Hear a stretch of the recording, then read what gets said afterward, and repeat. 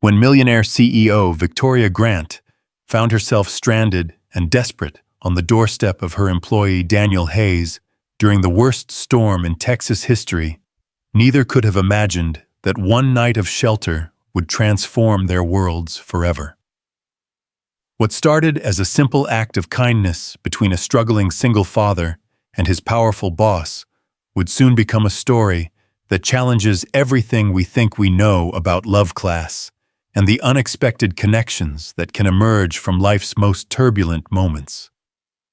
Stay with me until the very end of this incredible journey, and don't forget to comment below with your city so I can see how far this amazing story has traveled across the globe. Part 1. The wind howled like a living thing possessed, rattling the windows of Daniel Hayes's modest two-bedroom house with the fury of 1,000 demons. Outside, the storm that had been brewing all day had finally unleashed its full wrath upon the small Texas town of Cedar Falls, transforming familiar streets into rivers of churning water and turning the night into something from a nightmare. Daniel pressed his face against the rain-streaked glass of his living room window, watching as his neighbors' trash cans tumbled down the street like wayward bowling balls. The Weather Service had been warning about this storm for 3 days straight, calling it a once-in-a-generation weather event, but even their dire predictions hadn't prepared him for the sheer violence of what was unfolding outside his door. "Daddy, I'm scared," came a small voice from behind him. Daniel turned to see his 8-year-old daughter Sophie standing in the doorway, clutching her worn, stuffed elephant to her chest. Her dark hair was tousled from sleep, and her brown eyes, so much like her mother's, were wide with fear. Lightning illuminated the room in stark white flashes, followed immediately by thunder so loud it seemed to shake the very foundation of their home. "Hey there, little bird," Daniel said softly, using the pet name he'd called her since she was barely walking. He opened his arms, and Sophie ran into them, her small body trembling against his chest. "It's just a storm, a really, really loud storm, but it can't hurt us in here." "But what if the roof comes off?" Sophie whispered, her voice muffled against his flannel shirt. "What if the windows break? What if—" "Shh," Daniel murmured, stroking her hair gently. "Do you remember what I always tell you about our house?" Sophie pulled back slightly, looking up at him with those solemn eyes that sometimes made her seem far older than her 8 years. "That Grandpa built it to last forever." "That's right. Your grandfather built this house with his own 2 hands back in 1962, and it's weathered plenty of storms since then. These walls are solid oak. The foundation goes down 6 feet, and the roof—" Daniel glanced up at the ceiling as another crash of thunder shook the house. "Well, let's just say your grandfather believed in over-engineering everything he touched." Despite her fear, Sophie giggled at that. She'd heard stories about her grandfather's tendency to build things that could survive an apocalypse. The tool shed in their backyard was constructed so solidly that Daniel was convinced it could withstand a direct nuclear blast. "Come on," Daniel said, scooping Sophie up in his arms. "Let's go make some hot chocolate and wait this thing out. I bet by morning this will all just be a memory." He carried her into the kitchen, a cozy space with yellow walls and mismatched cabinets that he'd been meaning to replace for the past 3 years. The house wasn't much, certainly not by the standards of some of his co-workers, but it was theirs, and Daniel had poured every ounce of love he possessed into making it a home for his daughter. As he set Sophie down on the counter and reached for the hot chocolate mix, Daniel couldn't help but think about how much their lives had changed over the past 4 years. When Sarah had died in that car accident, he'd thought his world was ending. Sophie had been just 4 years old, then barely understanding why Mommy wasn't coming home anymore. The early days had been the darkest of Daniel's life, trying to grieve his wife while simultaneously learning how to be both mother and father to a confused and heartbroken little girl. But somehow they'd managed. Daniel had taken a job at Grant Industries, a mid-sized manufacturing company on the outskirts of town, working his way up from the factory floor to his current position as a quality control supervisor. The pay wasn't spectacular, but it was steady, and more importantly, the hours allowed him to be home with Sophie most evenings and weekends. "Daddy, look!" Sophie pointed out the kitchen window, where the wind was bending the old oak tree in their backyard nearly in half. "It looks like it's dancing." "That tree's been dancing in storms longer than I've been alive," Daniel said, pouring milk into a saucepan. "Your grandmother used to say that tree was like the town itself, it bends, but it doesn't break." As if to test that theory, another massive gust of wind struck the house, causing the lights to flicker ominously. Daniel quickly lit one of the emergency candles he kept on the kitchen counter, just in case the power decided to give up entirely. "Tell me the story about Mommy and the tree," Sophie said, settling back against the cabinets. It was one of her favorite bedtime stories, and Daniel had told it so many times he could recite it in his sleep. "Well," Daniel began stirring the heating milk. "When your mommy was about your age, she lived in the house across the street. And every day she would come outside and climb that very same oak tree in our backyard.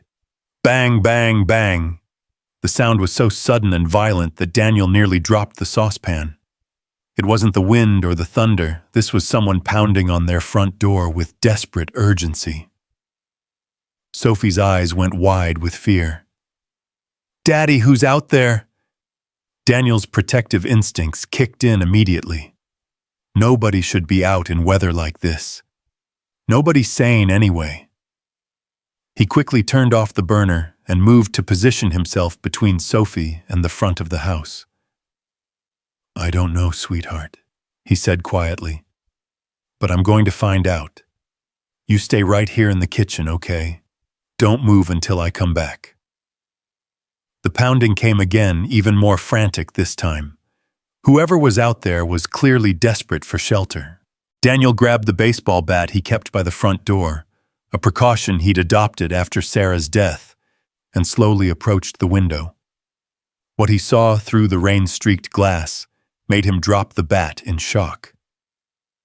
Standing on his front porch, soaked to the bone and shivering violently, was Victoria Grant, the CEO of Grant Industries, the woman who signed his paychecks, the most powerful person in their small town. But she looked nothing like the polished, intimidating figure he'd glimpsed from afar during company meetings. Her usually immaculate blonde hair was plastered to her head. Her expensive-looking coat was drenched and muddy, and she was holding the hand of a small boy who couldn't have been much older than Sophie. For a moment, Daniel just stared, his brain struggling to process what he was seeing. Victoria Grant, the Victoria Grant, was standing on his porch in the middle of the worst storm in decades, looking more vulnerable and desperate than he'd ever imagined possible. The pounding came again, and he could hear her voice now barely audible over the wind. "Please, is anyone home? Please help us." Daniel's paralysis broke. Whatever else Victoria Grant might be right now, she was just a mother trying to protect her child from a dangerous storm. He quickly unbolted the door and pulled it open immediately, hit by a wall of wind and rain that soaked his shirt in seconds. "Mrs. Grant," he called out, having to shout to be heard over the storm. "What are you doing out here?" Victoria's head snapped up and he saw the relief flood her face as she recognized him. "Daniel." "Thank God. Please, can we come in? My car broke down about a mile from here, and we've been walking." "Of course, get inside quickly." Daniel stepped back to let them enter, and Victoria practically stumbled through the doorway, pulling the little boy behind her.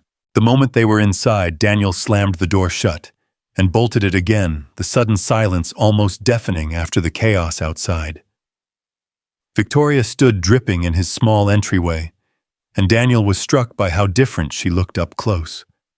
He'd seen her exactly 3 times in the 4 years he'd worked for her company, twice at company-wide meetings, and once when she'd toured the factory floor.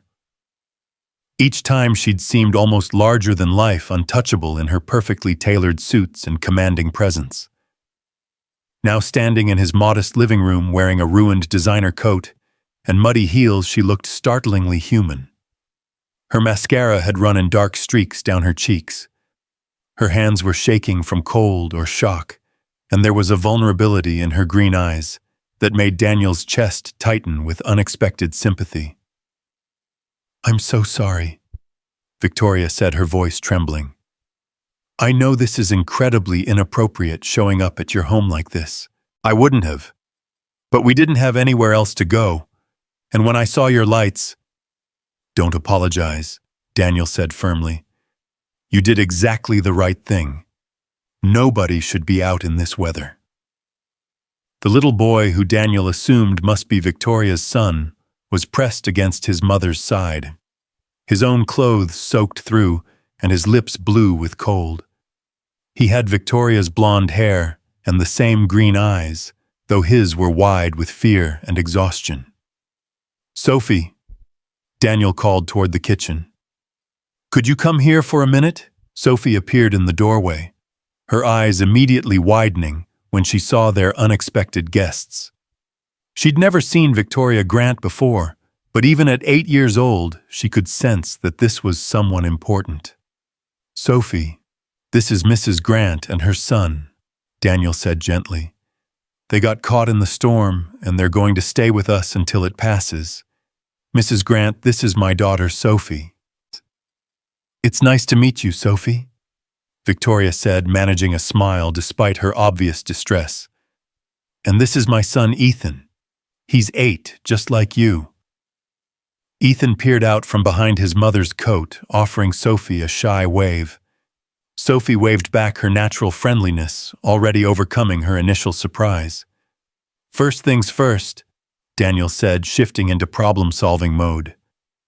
"We need to get you both out of those wet clothes before you catch pneumonia. Sophie, could you show Ethan where the bathroom is and maybe lend him some of your clothes? I know they might not fit perfectly, but—" "Oh, we couldn't." Victoria started to protest, but Daniel held up a hand. "Mrs. Grant, with all due respect, this isn't a boardroom negotiation. You're both soaking wet. It's freezing outside and the storm isn't going to let up anytime soon. Sophie's clothes might be a little small for Ethan, but they're dry and warm, which is what matters right now." Victoria looked like she wanted to argue, but another violent gust of wind against the house seemed to convince her. She nodded gratefully. Thank you. Thank you." Sophie, meanwhile, had already approached Ethan with the natural confidence of a child who'd never met a stranger she couldn't befriend. "Do you like elephants?" she asked seriously, holding up her stuffed animal. "This is Mr. Peanuts. He's been my best friend since I was 3. Ethan nodded solemnly. "I like elephants. My mom says they're really smart and they never forget anything." "That's right. Come on, I'll show you where the bathroom is and then we can find you some clothes. I have a really cool dinosaur shirt that might fit you." As the children headed down the hallway, chattering in the way that only kids could manage in the middle of a crisis, Daniel turned his attention back to Victoria. She was still standing in the entryway, dripping onto his hardwood floors and looking lost. "Let me get you something dry to wear," Daniel said. "I'm afraid I don't have anything particularly fashionable, but I've got some sweatpants and a hoodie that should keep you warm." Victoria laughed, a sound that was half humor and half hysteria. "Mr. Hayes, Daniel, at this point, I'd be grateful for a garbage bag if it was dry. Fashion is the least of my concerns right now." "It's just Daniel," he said, heading toward his bedroom. "And don't worry about the floors or anything else. Houses are meant to be lived in."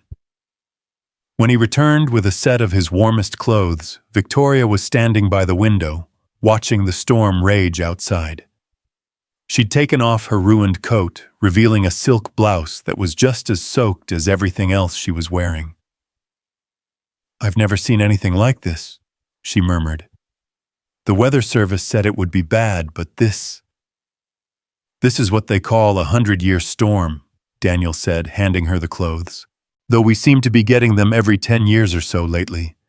The bathroom's down the hall, second door on the right.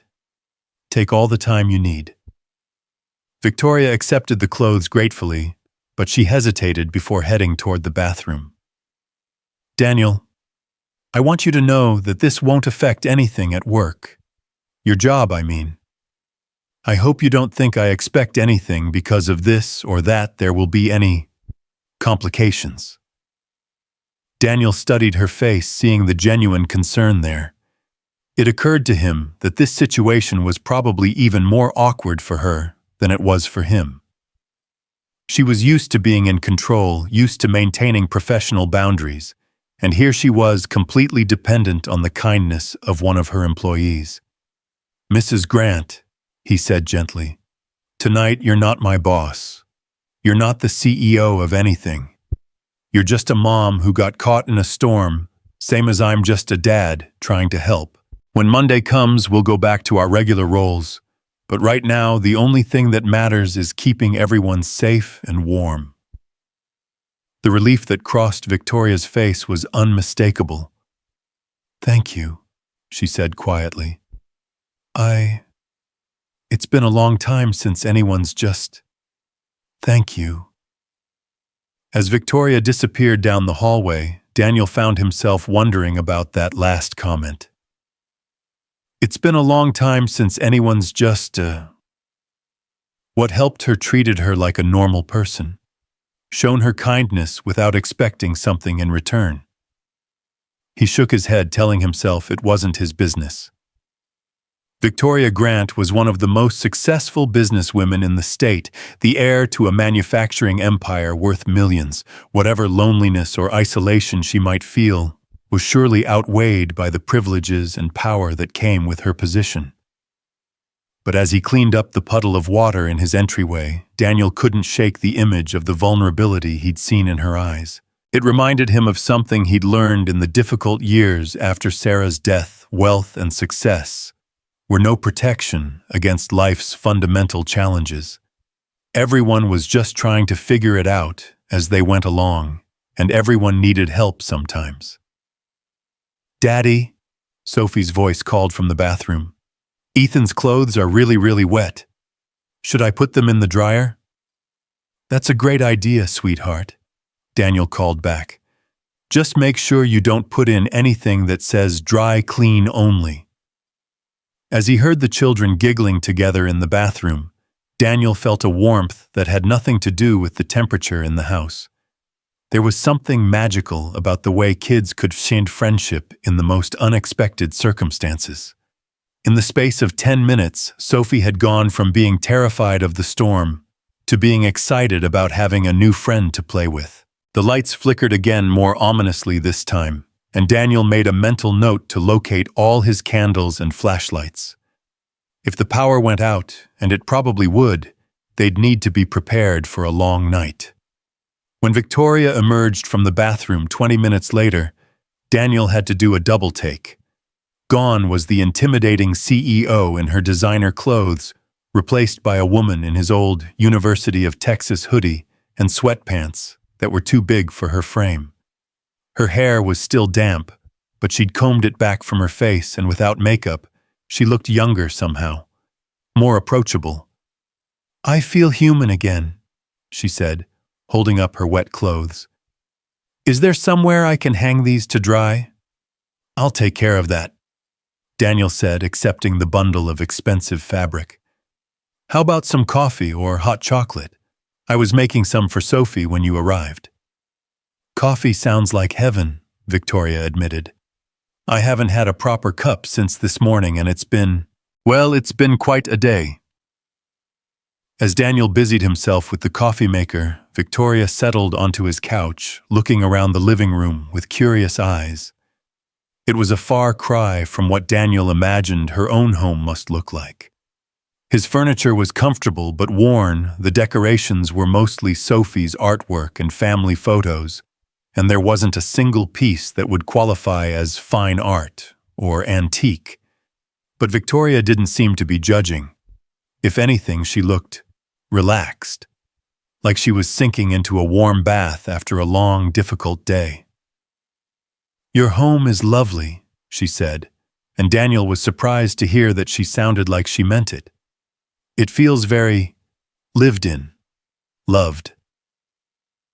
"Thank you," Daniel said, though he wasn't sure if she was being polite or genuine.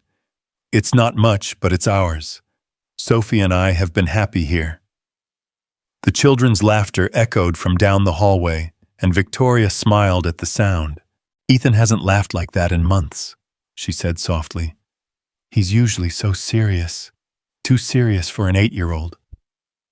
"Sophie's always been good at bringing people out of their shells," Daniel said, pouring coffee into 2 mismatched mugs. "She gets that from her mother." Victoria accepted the coffee, gratefully wrapping her hands around the warm mug. "Sophie's mother, is she?" "She died 4 years ago," Daniel said simply. "Car accident." "I'm so sorry," Victoria said, and Daniel could hear the genuine sympathy in her voice. "That must have been incredibly difficult. Raising a child alone. I can't imagine." Daniel studied her face, seeing something in her expression that made him wonder. "You sound like you speak from experience." Victoria was quiet for a long moment, staring into her coffee. Outside, the storm continued to rage, but inside the small living room, it felt peaceful and warm. "Ethan's father left when he was 2, Victoria said finally. "Said he didn't sign up to be a father, that he wanted his freedom back. I haven't heard from him since." Daniel felt a stab of anger on her behalf. He couldn't imagine any man walking away from his child, regardless of the circumstances. "I'm sorry. That's inexcusable." Victoria shrugged, but Daniel could see the hurt underneath her casual facade. "It's probably for the best. Ethan deserves better than a father who sees him as a burden." "Still," Daniel said, "it couldn't have been easy building a career while raising a child on your own." "No," Victoria admitted. "It wasn't. There were times when I wondered if I was doing everything wrong. Times when I felt like I was failing at both being a mother and being a CEO. Like I was giving half of myself to each role and doing neither well." It was the most personal thing she'd ever shared with him, or with anyone at the company, Daniel suspected. He found himself seeing her in an entirely new light. The demanding perfectionist boss he'd known from a distance was just another single parent struggling with the same doubts and fears that kept him awake at night. "If it helps," Daniel said carefully. "From what I can see, you've done a pretty amazing job with Ethan. He seems like a great kid." Victoria's smile was soft and genuine. "Thank you. That means more than you know." Before Daniel could respond, the lights flickered one final time and then went out, completely plunging the house into darkness. The only illumination came from the candle he'd lit in the kitchen and the occasional flash of lightning outside. "Well," Daniel said, reaching for the flashlight he'd placed on the coffee table, "I guess we're officially roughing it now." Sophie's voice immediately called from the bathroom. "Daddy, the lights went out." "I know, sweetheart. Stay where you are. I'm coming with a flashlight." As Daniel stood to go check on the children, Victoria caught his arm gently. "Daniel," she said, her voice barely audible over the storm, "I want you to know that tonight, it's the safest I've felt in years." Their eyes met in the dim candlelight, and Daniel felt something shift between them. Not romance, not yet, but a recognition of shared experience, of mutual understanding between 2 people who had been carrying their burdens alone for far too long. "I'm glad," he said simply. "Everyone deserves to feel safe." As Daniel headed down the hallway with his flashlight, Victoria settled back into the couch, pulling his oversized hoodie more tightly around herself. For the first time in months, maybe years, she felt like she could truly relax. There were no board meetings to prepare for, no contracts to review, no image to maintain. She was just Victoria sitting in a candle-lit living room while a storm raged outside, and somehow that felt like exactly where she was meant to be. The night was far from over, and none of them could have predicted how profoundly this unexpected encounter would change their lives. But as the storm continued to batter the small house in Cedar Falls, four strangers were slowly becoming something more, a temporary family, bound together by circumstance but connected by something deeper than any of them yet understood. And in the morning when the storm finally passed and normal life tried to reassert itself, nothing would ever be quite the same again. In the flickering candlelight, Daniel returned from checking on the children to find Victoria curled into the corner of his couch, her hands still wrapped around the now cooling coffee mug. The oversized hoodie made her look smaller, somehow more fragile than the commanding presence he'd glimpsed in corporate settings. Outside, the storm showed no signs of abating. If anything, it seemed to be growing stronger. "Everything okay back there?" Victoria asked as Daniel settled into the armchair across from her. "They're fine. Actually, they're having the time of their lives. Sophie's showing Ethan her collection of books, and they're building a fort out of pillows and blankets by flashlight. Nothing like a power outage to turn an ordinary night into an adventure." Victoria smiled, but Daniel caught the wistful note in her expression. "I can't remember the last time Ethan had a friend over. We don't really. We keep to ourselves mostly." "Why is that?" Daniel asked, gently settling back in his chair. The intimate darkness seemed to invite honesty, stripping away the usual barriers between employer and employee. Victoria was quiet for a long moment, staring into the candle flame that danced on the coffee table between them.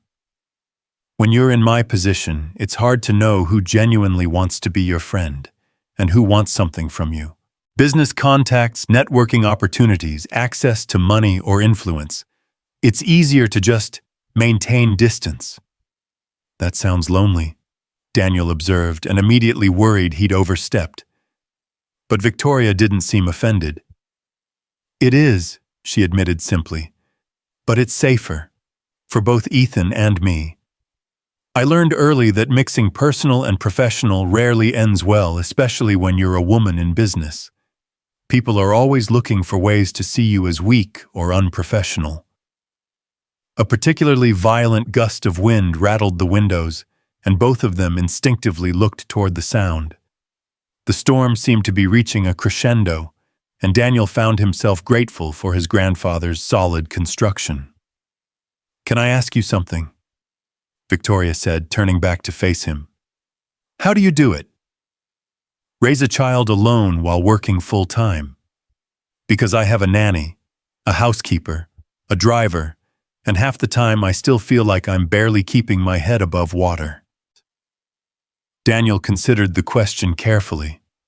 It wasn't something he'd ever really articulated before. "I guess I just learned to be present for the moments that matter. I can't be perfect at everything, so I focus on being perfect at the things that count for Sophie. Bedtime stories, school plays, scraped knees, the big stuff and the little stuff. But don't you ever feel guilty about the time you can't give her?" The raw vulnerability in Victoria's voice caught Daniel off guard. Here was one of the most successful women in Texas asking him for parenting advice like any other struggling single parent. "Every single day," he said honestly. "When I'm at work and she's at aftercare, when I have to miss a field trip because of a mandatory meeting, when she asks me why other kids have two parents and she only has one. The guilt is constant. But I've learned that beating myself up about it doesn't help Sophie, and it sure doesn't help me be a better father." Victoria nodded slowly, as if his words were settling into some deep, worried part of her soul. "Sometimes I look at Ethan, and wonder if he'd be happier with a different mother. Someone who could be home when he gets off the school bus, who could volunteer for field trips, who doesn't have to take business calls during dinner. "Does Ethan seem unhappy?" Daniel asked. "No, not unhappy exactly. But he's so serious all the time, so mature for his age. Sometimes I worry that he feels like he has to take care of me instead of the other way around." From down the hallway came the sound of children's laughter, bright and carefree, despite the storm raging outside. Daniel gestured toward the sound. "Listen to that. When's the last time you heard him laugh like that?" Victoria's eyes filled with tears. She tried to blink away. "I can't remember," she whispered. "Then maybe the problem isn't that you're not a good enough mother," Daniel said softly. "Maybe the problem is that he needs what all kids need: other kids to play with adults who see him as just a regular kid instead of the CEO's son, chances to be silly and make messes and not worry about appearances. I've been so focused on protecting him from the complications of my life that I think I've isolated him from normal childhood experiences," Victoria said, her voice thick with emotion. "I thought I was being a good mother by keeping him away from all the business politics and social climbing, but maybe I've just been keeping him away from life." Daniel leaned forward, his elbows on his knees.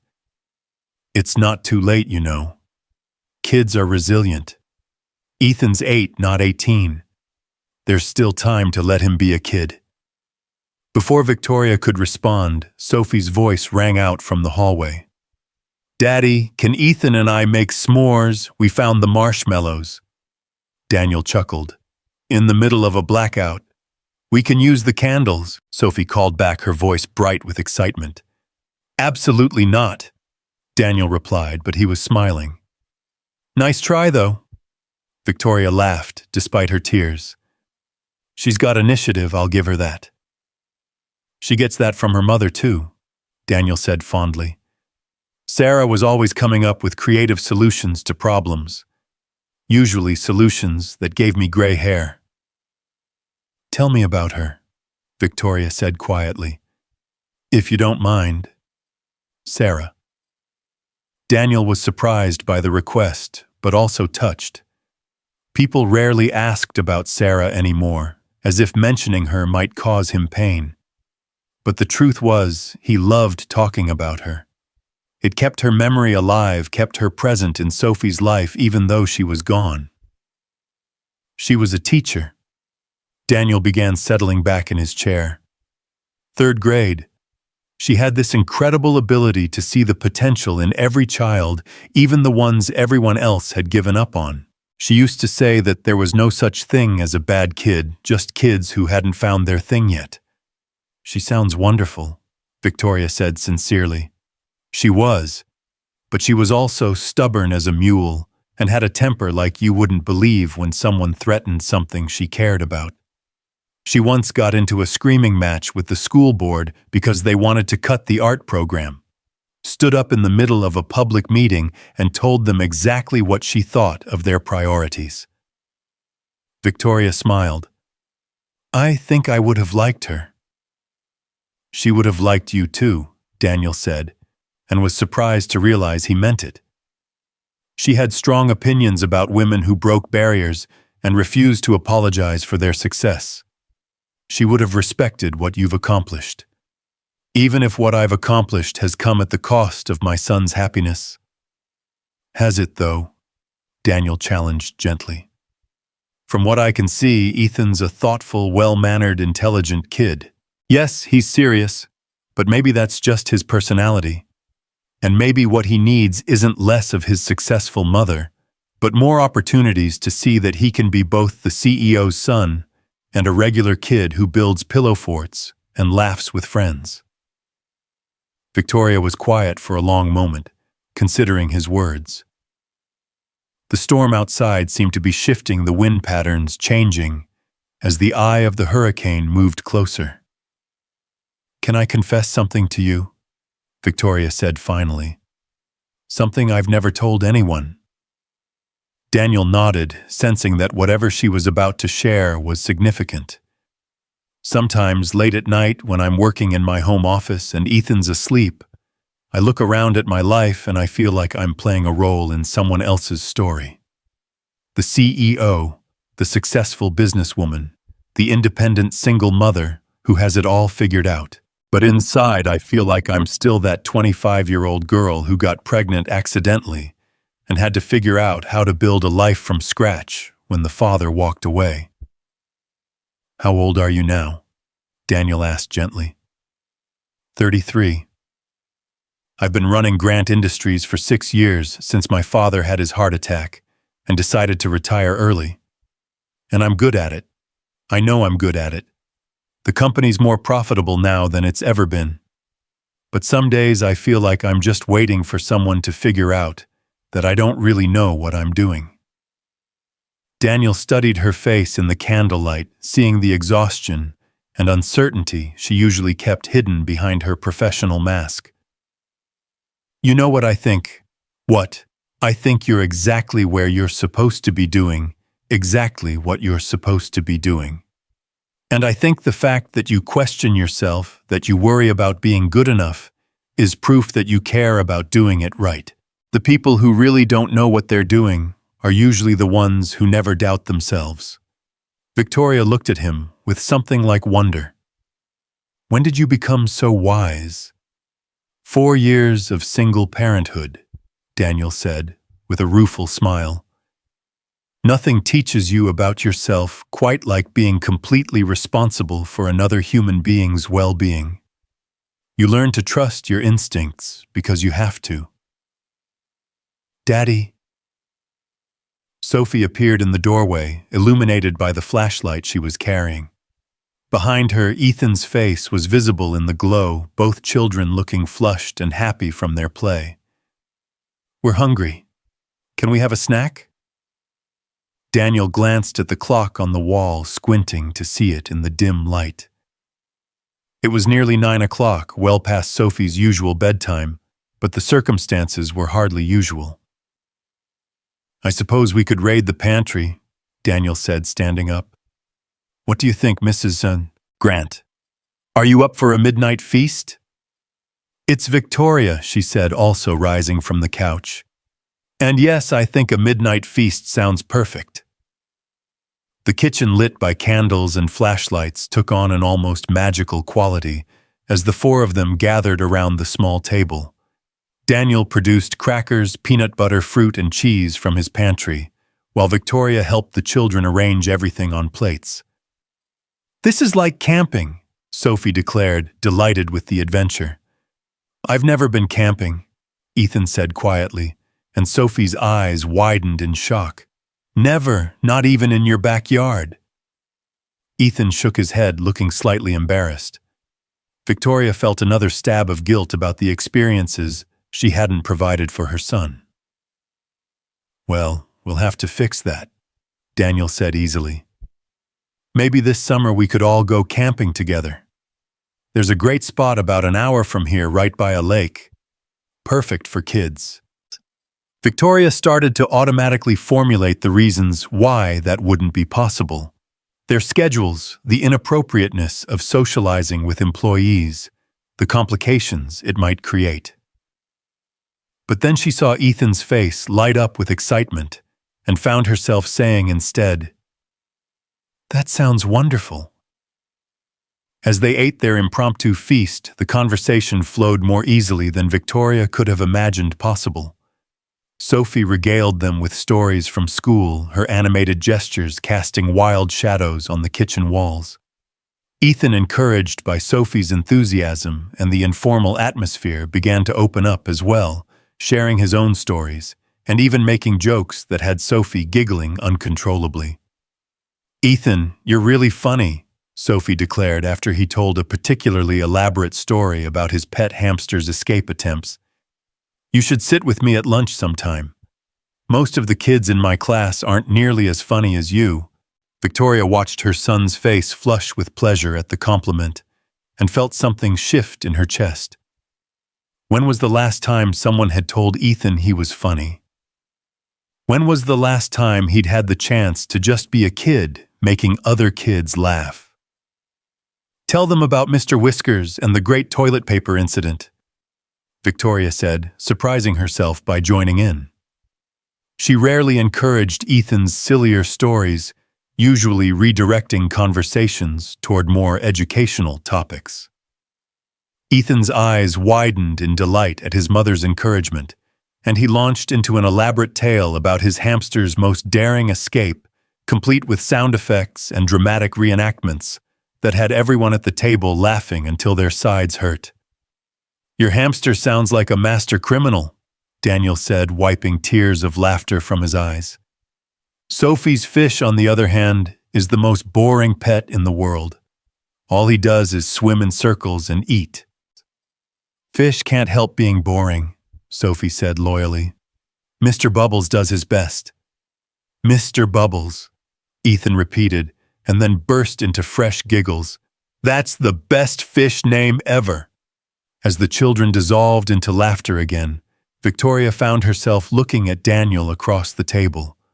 In the warm candlelight, with his hair slightly mussed and his eyes crinkled with laughter, he looked different from the man she'd observed from a distance at work.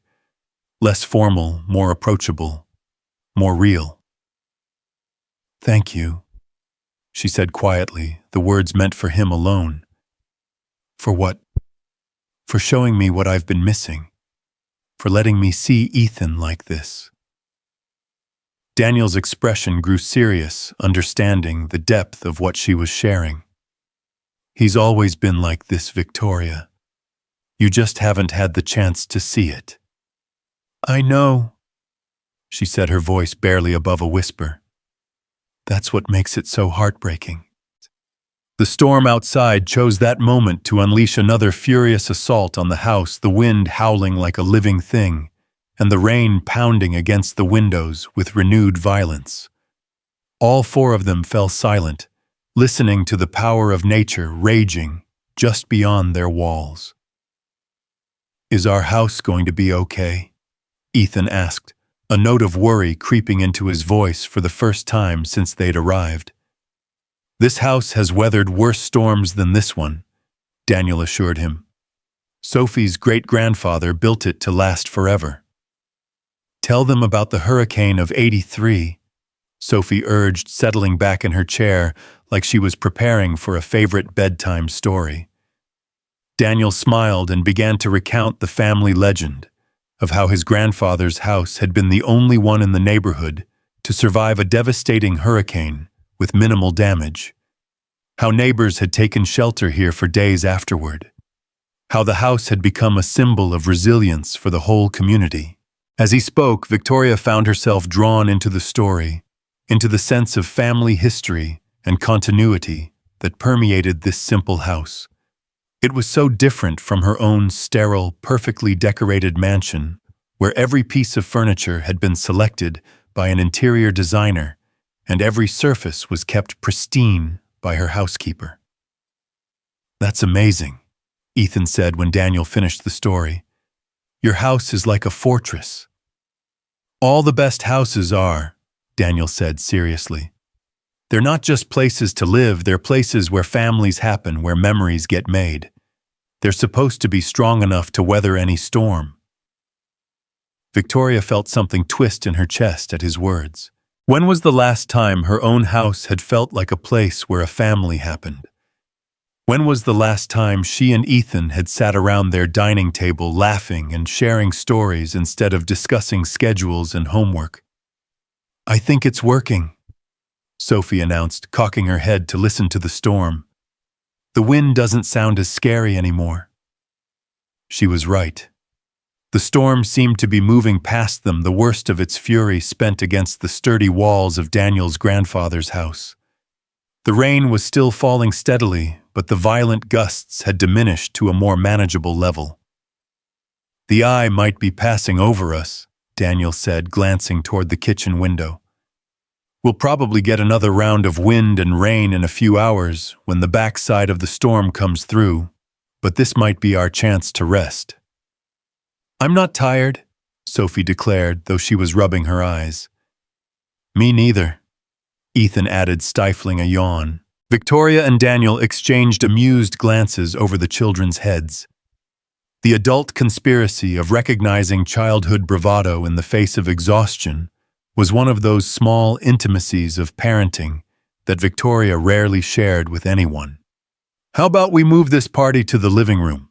Daniel suggested. We can build a proper fort with all the couch cushions and blankets and maybe tell some stories until everyone gets sleepy. The children immediately perked up at this suggestion, their fatigue forgotten in the excitement of an indoor camping adventure. As they scurried off to start construction, on their fort Victoria lingered in the kitchen, with Daniel helping him clear the remnants of their feast. This has been the best night Ethan's had in months, she said quietly, as they worked together in the candlelight. Maybe years. He's a great kid, Victoria. You should be proud of the job you've done with him. I feel like I'm seeing him clearly for the first time, she admitted. At home, he's always so focused on not being any trouble, on being the perfect son. I never realized how much pressure I was putting on him to be mature beyond his years. Daniel paused in his cleaning, studying her face in the flickering light. It's not too late to change that, you know. Kids are remarkably adaptable. If you start giving him permission to be silly, to make messes, to just be 8 years old, he'll figure it out pretty quickly. But how do I balance that with everything else, the company, the responsibilities, the image I have to maintain? Maybe the question isn't how to balance it, Daniel said thoughtfully. Maybe the question is whether the image you think you have to maintain is really serving you or your son. Victoria considered his words as they finished cleaning up. From the living room came the sounds of furniture being rearranged and children negotiating the architectural details of their fort. It was chaos, but it was happy chaos, the kind of mess that happened when life was actually being lived. I've spent so many years being afraid of appearing unprofessional or weak, Victoria said finally. I thought if anyone saw cracks in my armor, they'd use it against me. But standing here in your kitchen, wearing your clothes and listening to my son laugh, I'm wondering if maybe I've been protecting myself right out of actually living my life. Daniel turned to face her fully, his expression serious in the candlelight. Victoria, can I tell you something? In 4 years of working for your company, I've never heard a single person question your competence or your leadership. What I have heard is respect for your intelligence, your fairness, and your dedication. You've earned your position, and you've earned the loyalty of your employees. Maybe it's time to start trusting that. The sincerity in his voice caught Victoria off guard. She was used to flattery and empty corporate speak, but Daniel's words carried the weight of genuine observation. He had no reason to lie to her, no advancement to gain from false praise. How did you get so wise? She asked again, but this time the question felt deeper, more personal. Loss has a way of clarifying what really matters, Daniel said simply. When Sarah died, I had to choose between letting grief consume me or figuring out how to build a life that would honor both her memory and Sophie's future. I learned that pretending to be strong all the time just makes you brittle. Real strength comes from being honest about your vulnerabilities and asking for help when you need it. I don't think I've asked for help in years, Victoria admitted. Not real help. I hire people to manage things, but I don't let people in. Well, Daniel said with a small smile, tonight you didn't have much choice. And look how it turned out. From the living room came Sophie's voice. Come on, we need grown-ups to test the fort and make sure it's sturdy enough. Daniel and Victoria looked at each other and laughed. The absurdity of the situation, the CEO of Grant Industries being summoned to quality test a blanket fort built by 8-year-olds, struck them both at the same time. Duty calls, Daniel said, gesturing toward the living room. As they joined the children, Victoria marveled at the elaborate construction that had taken shape in the short time they'd been cleaning up. Every couch cushion had been repurposed, blankets had been draped and secured with impressive engineering, and the coffee table had been transformed into a central support beam for their textile architecture. "This is incredible," Victoria said, and meant it. "You two are natural architects." "We made it big enough for all four of us," Sophie announced proudly. "And we put pillows everywhere so it's super comfortable." "The structural integrity is quite impressive," Ethan added seriously, making Daniel bite back a smile at the 8-year-old's sophisticated vocabulary. "Well, then I suppose we'd better test it out," Victoria said, getting down on her hands and knees to crawl into the fort. The interior of their creation was indeed comfortable if cramped. The four of them arranged themselves on the pile of pillows, flashlights, providing a warm, cozy glow. Outside their blanket walls, the storm continued its steady rhythm, but inside their improvised shelter, everything felt safe and magical. "This reminds me of the forts I used to build with my sister when we were kids," Victoria said, surprising herself with the memory. "We'd drag every blanket in the house into the living room and build these elaborate hideouts. My mother used to get so frustrated with the mess." "You have a sister?" Ethan asked, clearly surprised by this revelation about his mother's family. "I do. Aunt Rebecca lives in California now. We don't see her very often because she's always traveling for work." "Like you do," Ethan observed quietly. Victoria felt another pang of recognition. "Yes, like I do. Maybe too much like I do." Daniel sensed the undercurrent of emotion in the exchange and smoothly redirected the conversation. "Who wants to hear a story? I know some great ghost stories that are just scary enough to be fun, but not so scary that anyone will have nightmares." "Yes," both children chorused, settling in eagerly. As Daniel began weaving a tale about a friendly ghost who lived in an old lighthouse, Victoria found herself studying his face in the flashlight glow. There was something magnetic about his storytelling, the way he used his voice and gestures to bring the story to life, the way he gauged the children's reactions and adjusted the scary parts accordingly, the way he made both kids feel like they were part of the adventure. She thought about all the bedtime stories she'd rushed through with Ethan, always conscious of the work waiting for her in her home office. When was the last time she'd taken the time to really tell him a story, to create that sense of magic and wonder that Daniel was weaving so effortlessly? "Your turn," Daniel said, when he finished his ghost story, turning to Victoria. "Tell us about the most interesting place you've ever traveled for business." Victoria's first instinct was to deflect, to claim she didn't have any interesting stories. But looking at Ethan's expectant face, she realized this was an opportunity to share a part of her world with him that he rarely got to see. "Well," she began, settling back against the pillows, "last year I had to go to Japan to negotiate a contract with a company that makes specialized manufacturing equipment. But the meeting was in this tiny town in the mountains, and I got completely lost trying to find it." As she continued the story describing her adventure navigating rural Japan, with a broken GPS and no cell service, eventually being rescued by a kind elderly farmer who spoke no English but somehow managed to lead her to her destination, Victoria found herself relaxing into the telling. Ethan hung on every word, clearly delighted to hear about his mother's uncharacteristic moment of helplessness and the kindness of strangers. "Did you learn any Japanese words?" Sophie asked when Victoria finished. "I learned how to say thank you and I'm sorry," Victoria said, "though I'm not sure I pronounced them correctly." "Teach us," Ethan demanded, and Victoria found herself giving an impromptu Japanese lesson in their blanket fort, all four of them giggling at their attempts to master the unfamiliar sounds. As the night wore on and the children's energy finally began to flag, Daniel suggested they try to get some sleep. The storm had settled into a steady rain, the dangerous winds having moved on to terrorize other communities. "Can we sleep in the fort?" Sophie asked hopefully.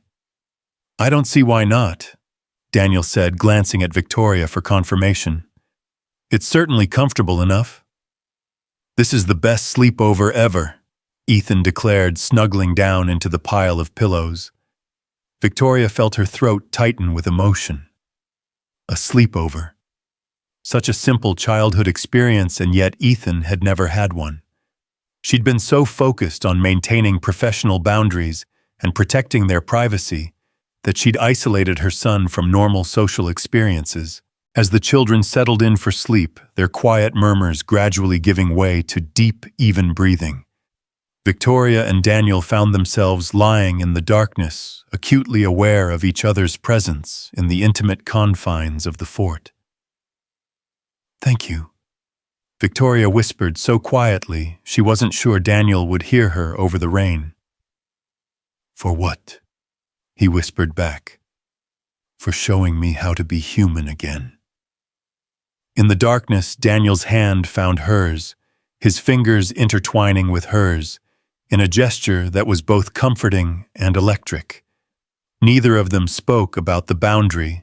They were crossing the professional line that was blurring in the candlelit intimacy of the storm. "Victoria," Daniel said finally, his voice barely audible, "when this storm is over and we go back to our regular lives, I don't want to pretend this night never happened." Victoria's heart raced at his words, at the implication of what he was suggesting.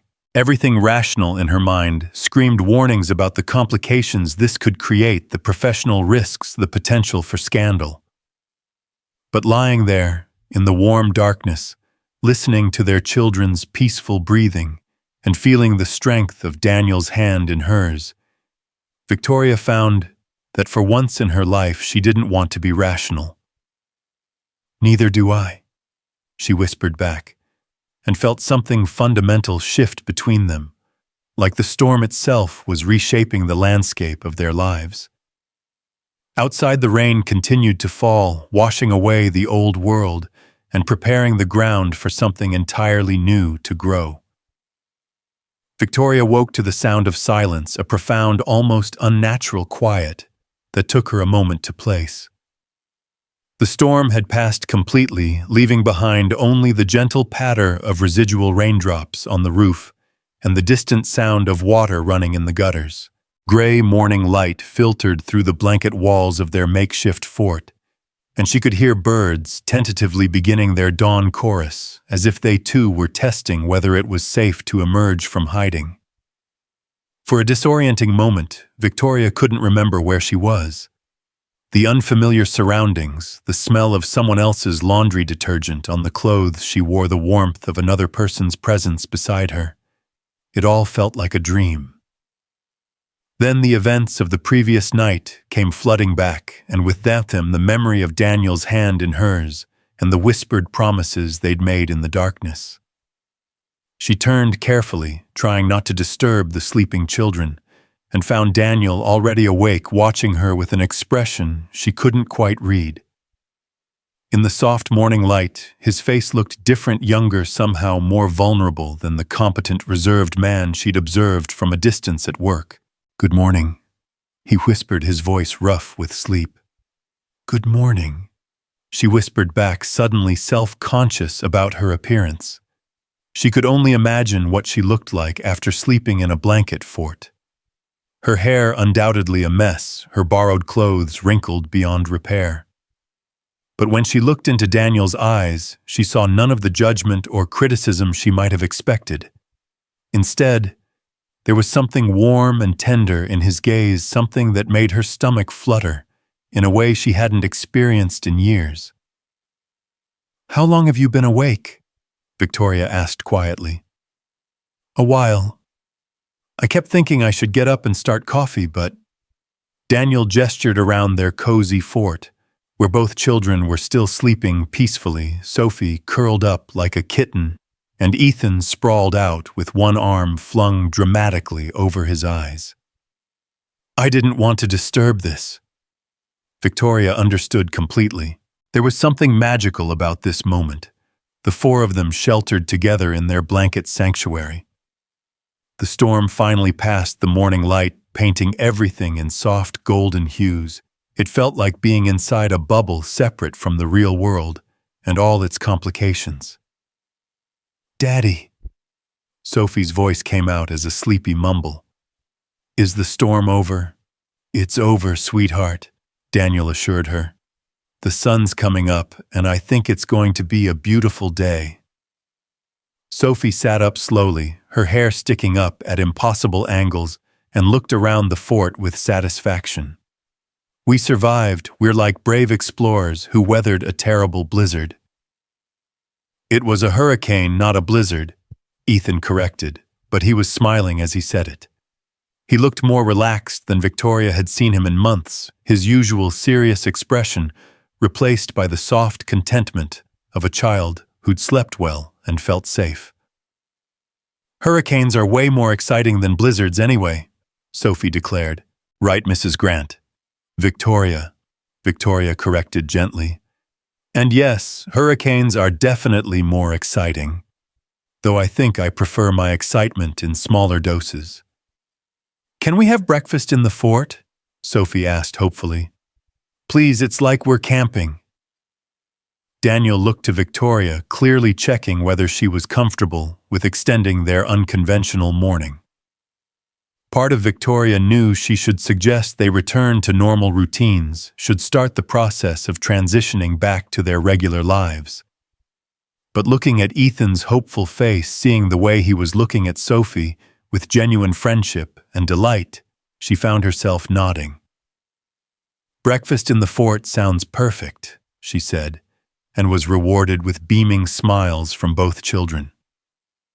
As Daniel carefully extricated himself from the fort to start coffee and assess any storm damage, Victoria found herself alone with the children for the first time since their arrival. Sophie immediately began chattering about their adventure, recounting her favorite moments from the night before with the dramatic flair of a born storyteller. "And remember when we built the fort?" Sophie said, gesturing enthusiastically. "And your mom crawled in with us. That was so cool. Most grown-ups don't like to play fort." Victoria felt a familiar pang of guilt. "Most grown-ups don't get the chance to play fort," she said carefully. "Sometimes we get so busy with work and responsibilities that we forget how fun it can be." "My mom works a lot too," Ethan said quietly. "Sometimes I wish we could play more. Like this." The simple honesty of his statement hit Victoria like a physical blow. Here was her son telling her exactly what he needed from her, and she'd been too caught up in her own fears and obligations to hear him. "Ethan," she said, reaching out to smooth his tousled hair, "would you like it if we played more? Had friends over, built forts, did silly things together." Ethan's eyes widened with surprise and hope. "Really, you wouldn't be too busy?" "I would make time," Victoria promised, and meant it. "Because you're the most important thing in my world, and if you want to build forts, and have friends over, and be silly sometimes, then that's what we'll do." Sophie clapped her hands together in delight. "Ethan could come to my house too. We could have sleepovers and build forts in my room and play games and—" "Slow down there, social director." Daniel's voice came from outside the fort, warm with amusement. "Let's start with breakfast and see how the day goes." The smell of coffee and something delicious cooking drifted into their blanket sanctuary, and Victoria's stomach reminded her that their midnight feast had been many hours ago. She helped the children dismantle their fort, carefully folding blankets and returning cushions to their proper places, though both kids made it clear they considered this a temporary measure. "We can build it again tonight if you want to stay over again," Sophie offered generously to Ethan. "It would be like a real sleepover party." Victoria felt her chest tighten with a familiar anxiety. The rational part of her mind was already calculating the implications of extending their stay The professional complications that could arise, the gossip that might circulate if word got out that she'd spent the weekend at an employee's house. But then she looked at Ethan's face, saw the desperate hope there, and felt something inside her rebel against the voice of caution that had ruled her life for so long. "We'll see," she said, which was neither a yes nor a no, but felt like progress. In the kitchen, Daniel had managed to produce what looked like a feast, despite the limitations of cooking without power. Pancakes were stacked on a platter, bacon sizzled in a cast-iron pan, and fresh fruit had been arranged in a bowl. The coffee maker blessedly was gas-powered and had survived the outage. "This is amazing," Victoria said, accepting a steaming mug of coffee gratefully. "How did you manage all this without electricity?" "Gas stove and a lot of practice," Daniel replied, flipping another pancake with practiced ease. "We lose power fairly regularly during storm season, so I've learned to adapt. Sophie and I have gotten pretty good at roughing it, haven't we, kiddo?" "Daddy makes the best blackout breakfasts," Sophie confirmed, already digging into her stack of pancakes. "One time we had no power for 3 days, and we cooked everything on the camping stove. It was like an adventure." Victoria tried to imagine her own response to 3 days without power, and found herself coming up short. Her first instinct would have been to check into a hotel to find somewhere with modern conveniences and reliable internet. The idea of turning a power outage into an adventure would never have occurred to her. "You're very resourceful," she told Daniel, and meant it as more than just a compliment about his cooking skills. "You learn to be when you're responsible for someone else's well-being," Daniel replied, their eyes meeting across the kitchen table. "You find reserves you didn't know you had." As they ate breakfast together, the morning light streaming through the windows and revealing the extent of the storm's aftermath, Victoria found herself studying this man who had opened his home to her without hesitation. She'd worked for his company for 6 years, had seen his employee file, knew the basic facts of his employment history. But sitting here in his kitchen, watching the easy affection between him and his daughter, seeing his quiet competence and genuine kindness, she realized she'd never really known him at all. "Daniel," she said carefully, "can I ask you something personal? After last night, I think we're well past worrying about what's too personal," he replied with a small smile. "When Sarah died, how did you know you could do it? Raise Sophie alone, I mean. Weren't you terrified?" Daniel was quiet for a moment, considering the question seriously. "Terrified doesn't begin to cover it," he said finally. "I remember sitting in the hospital after the accident, holding this 4-year-old, who kept asking when Mommy was coming home and thinking I had absolutely no idea how to be what she needed. Sarah was the one with the maternal instincts, the one who knew how to braid hair and navigate playground politics and make everything better with a Band-Aid and a kiss." "But you figured it out," Victoria observed. "I'm still figuring it out," Daniel corrected. "Every day brings new challenges, new ways I could mess up. But I learned that love goes a long way toward making up for inexperience. And I learned that kids are more resilient than we give them credit for. They don't need perfect parents, they need present parents." Victoria absorbed his words, thinking about her own approach to parenting. She'd been so focused on being the perfect mother, providing Ethan with every advantage, protecting him from any hardship, maintaining an image of competence and control, that she'd forgotten to simply be present with him. "I think I've been trying so hard to be perfect that I've forgotten to be real," she admitted quietly. "Perfect is overrated," Sophie chimed in, syrup smeared across her cheek. "Daddy burns pancakes sometimes and forgets to pack my lunch, and once he tried to braid my hair and it looked like a bird's nest. But he gives the best hugs, and he reads funny voices when we read stories, and he never gets too busy to listen when I have something important to tell him." Victoria felt tears prick her eyes at Sophie's innocent wisdom. When was the last time Ethan had described her in such warm, loving terms?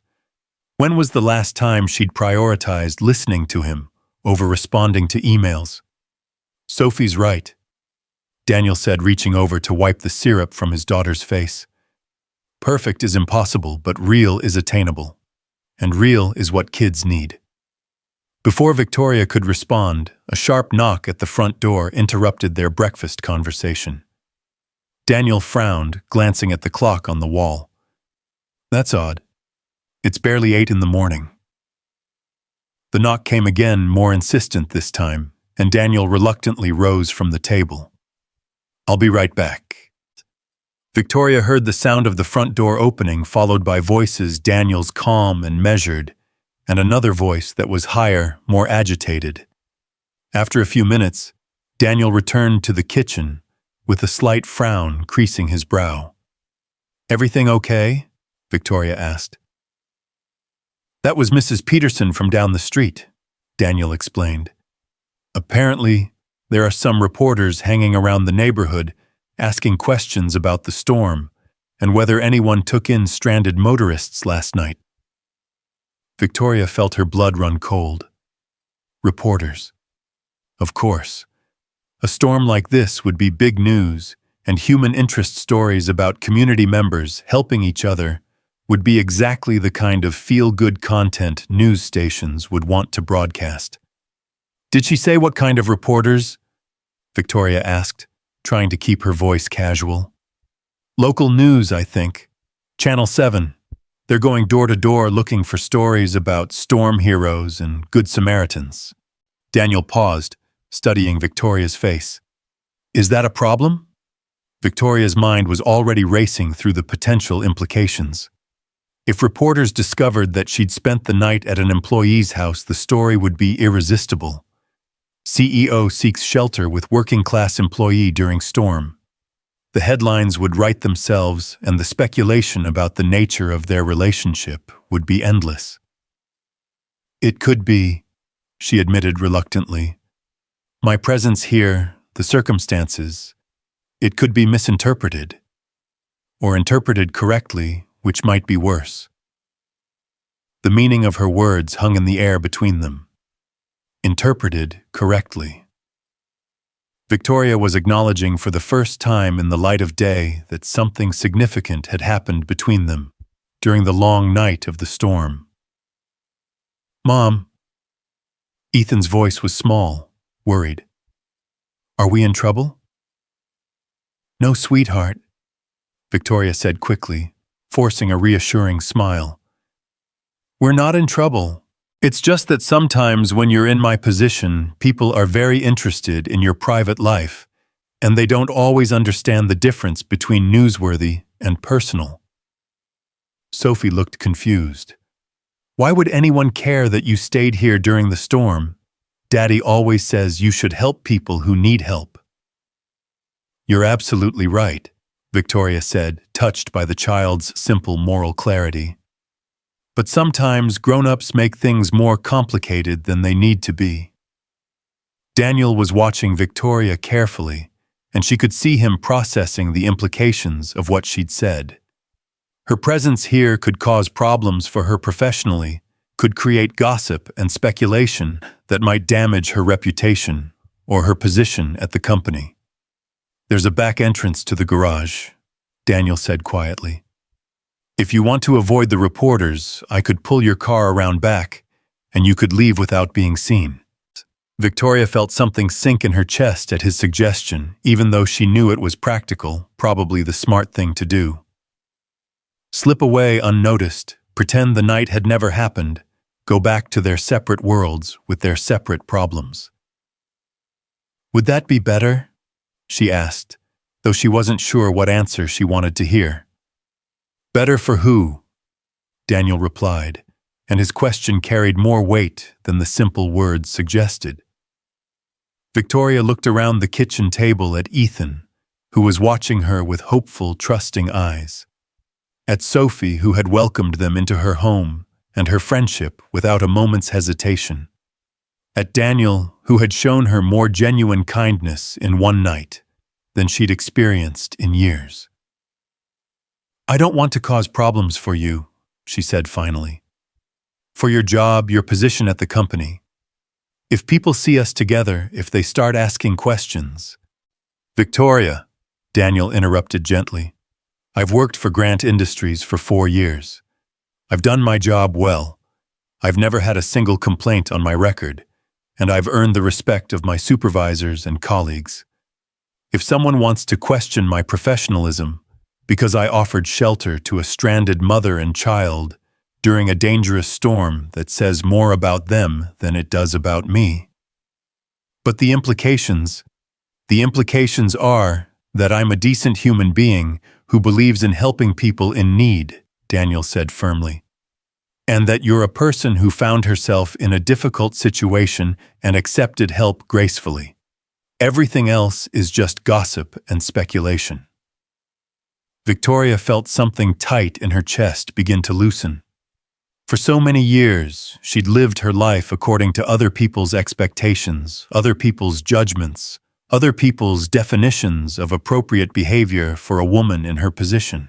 But sitting here in Daniel's kitchen, surrounded by the remnants of their shared storm, she was beginning to remember what it felt like to make decisions based on what felt right, rather than what looked right. What if they ask questions? She said. What if they want to know details about last night? Then we tell them the truth, Daniel replied simply. That you and Ethan needed help, that we provided it, and that we're all grateful everyone stayed safe.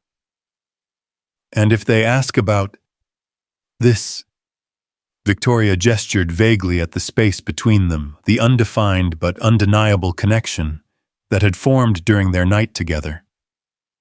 Daniel's expression grew serious. What would you want me to say? It was a fair question, and one that Victoria realized she needed to answer for herself as much as for him. What was this thing between them? What did she want it to be? I don't know, she admitted honestly. Last night felt significant, but in the light of day, with all the complications and considerations. Mom, Ethan's voice interrupted her thoughts. Can I ask you something? Of course, sweetheart. Are you worried that people will think it's bad that we stayed here? Victoria looked at her son's earnest face, seeing Sarah's wisdom in his young eyes. A little bit, yes. But why Daniel and Sophie were nice to us? They shared their food and their house, and Sophie shared her clothes with me. That's what good people do, right? Help each other. Out of the mouths of babes. Victoria felt her throat tighten with emotion at her son's simple, clear perspective on the situation. You're absolutely right, Ethan. That is what good people do. Then why would anyone think it was bad? Victoria struggled to find an age-appropriate way to explain the complexities of adult relationships, professional boundaries, and social expectations. How could she explain to an 8-year-old that sometimes the appearance of impropriety mattered more than actual impropriety, that her position made every personal decision a potential public relations crisis? Sometimes, she said carefully, when you're in charge of a company, people watch everything you do very carefully. They want to make sure you're making good decisions and being fair to everyone. And sometimes they worry about things that probably don't need to be worried about. Like what? Sophie asked, joining the conversation with the fearless curiosity of childhood. Like whether I might treat Daniel differently at work because we're friends now, Victoria explained. Whether I might give him special treatment, or whether other people might think I am. Daniel leaned forward slightly. And would you treat me differently? Victoria met his eyes directly. Yes, she said honestly. But not in the way people might think. I would hold you to the same professional standards I hold everyone else to. I would expect the same quality of work, the same level of professionalism. But I would also see you as a complete person, instead of just an employee number. I would remember that you have a daughter who depends on you that you're capable of extraordinary kindness, that you're the kind of person who opens his home to strangers in a storm. That sounds like treating someone better, not worse, Sophie observed. You're right, Victoria said, smiling at the child's insight. It is treating someone better. It's treating them like a human being instead of just a worker. The conversation was interrupted by another knock at the door, this one more tentative than Mrs. Peterson's had been. Daniel exchanged a look with Victoria before going to answer it. This time, when he returned, he was followed by a young woman with a press badge and a camera operator carrying professional equipment. Mr. Hayes, the reporter said as they entered the kitchen. I'm Jennifer Martinez from Channel 7 News. We're doing a story about how neighbors helped each other during last night's storm, and Mrs. Peterson mentioned that you took in some stranded motorists. Victoria felt her stomach drop, but before she could say anything, Daniel stepped smoothly into the conversation. That's right, he said calmly. This is Victoria Grant and her son Ethan. Their car broke down about a mile from here during the worst of the storm, and they needed shelter for the night. The reporter's eyes widened slightly as she recognized Victoria's name, but to her credit, she maintained her professional composure. Ms. Grant, you're the CEO of Grant Industries, aren't you? I am, Victoria said, standing up and extending her hand. And this is my son, Ethan. This is quite a story, Jennifer said, clearly excited by the unexpected angle. How did you end up stranded in the storm? Victoria took a deep breath, making a conscious decision to embrace the truth rather than try to manage it. I was driving home from the office when my car started having electrical problems. The storm was getting worse, and when the car finally died completely, we had to walk to the nearest house with lights on. Fortunately for us, that house belonged to Daniel and Sophie, who welcomed us in without hesitation. And you spent the entire night here? We did. Daniel and Sophie shared their home, their food, and their warmth with two complete strangers because it was the right thing to do. My son and I are incredibly grateful for their kindness. Jennifer turned to Daniel. Mr. Hayes, what was it like having your company's CEO show up on your doorstep in the middle of a hurricane? Daniel smiled easily. Honestly, in that moment, she wasn't the CEO of anything. She was just a mom trying to keep her kids safe in a dangerous storm. You don't think about job titles when someone needs help, you just do what you can. And how did the children handle the situation? Sophie, who had been listening to the exchange with fascination, spoke up without prompting. It was the best sleepover ever. We built a fort and told stories and had a midnight feast, and Ethan is really funny and we're going to be best friends forever. The camera operator, who had been filming throughout the conversation, zoomed in on Sophie's animated face as she spoke. Victoria found herself smiling despite her nervousness. Sophie's enthusiastic endorsement of their adventure was both charming and completely authentic. Ethan, Jennifer said, crouching down to his level, what was your favorite part of staying here? Ethan considered the question seriously. I liked that Sophie's dad told us stories and didn't make us go to bed early even though it was past bedtime.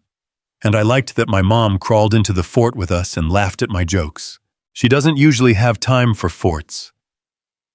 Victoria felt her heart clench at Ethan's innocent honesty.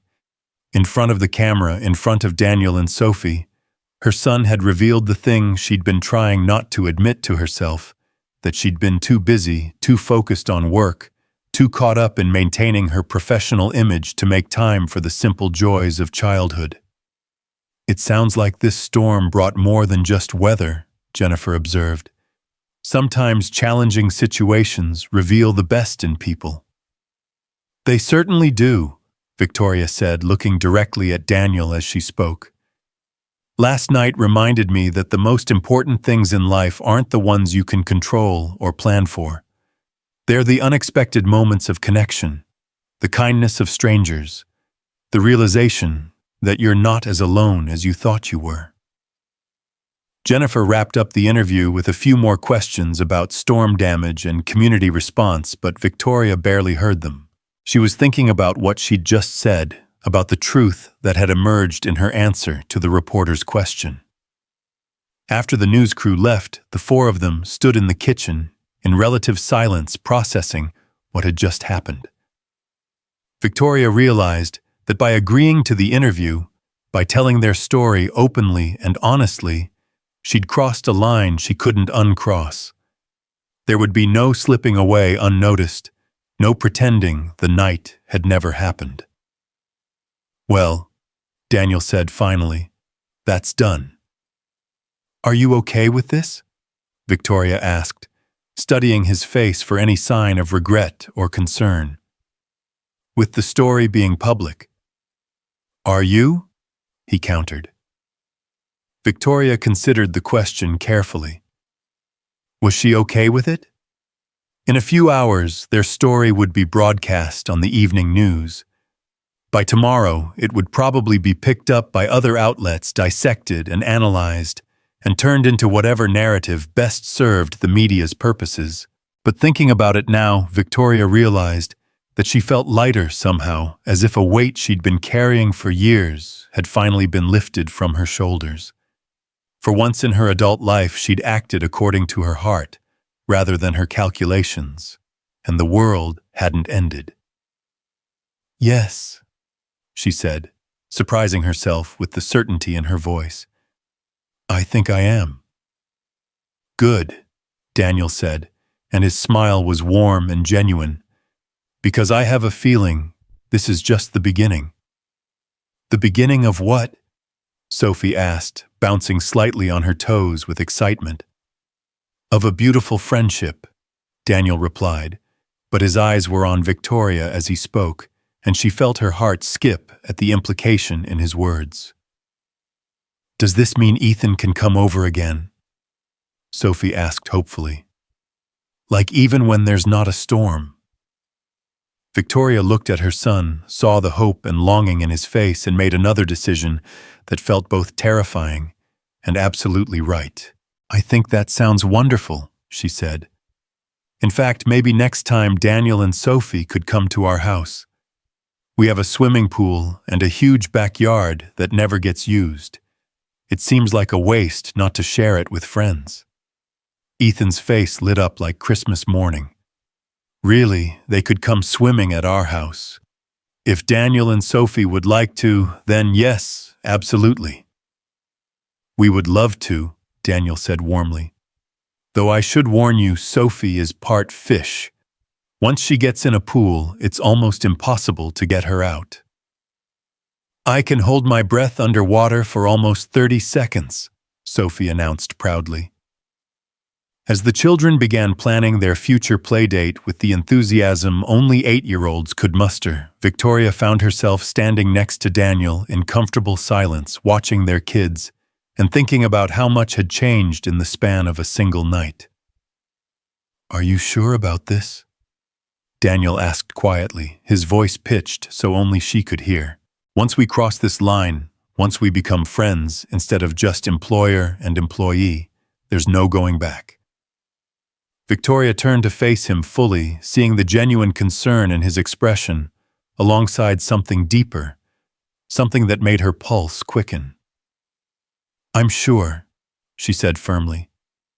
"Last night showed me that I've been living my life in black and white, when there's a whole world of color available. I don't want to go back to the way things were before.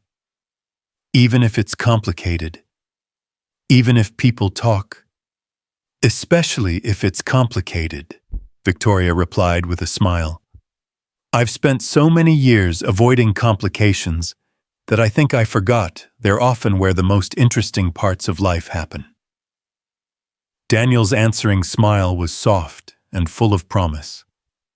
"In that case, Victoria Grant, I think you're in for a very interesting time."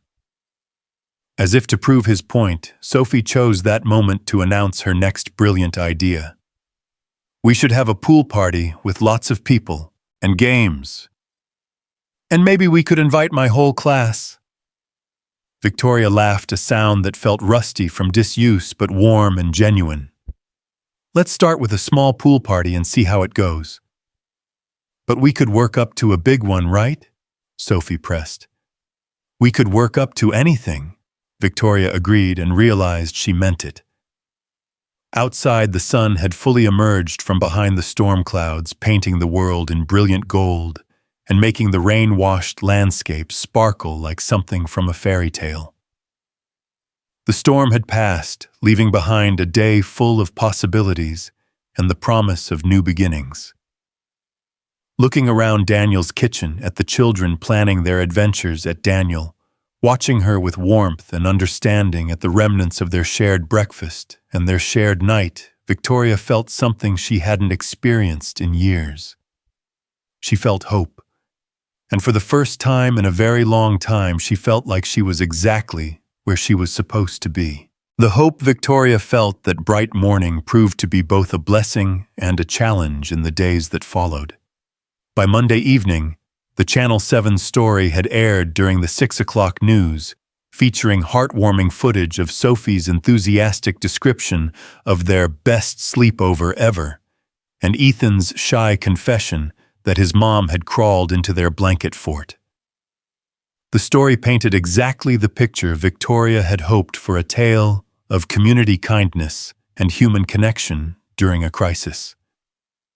What she hadn't anticipated was how quickly the story would spread beyond Cedar Falls.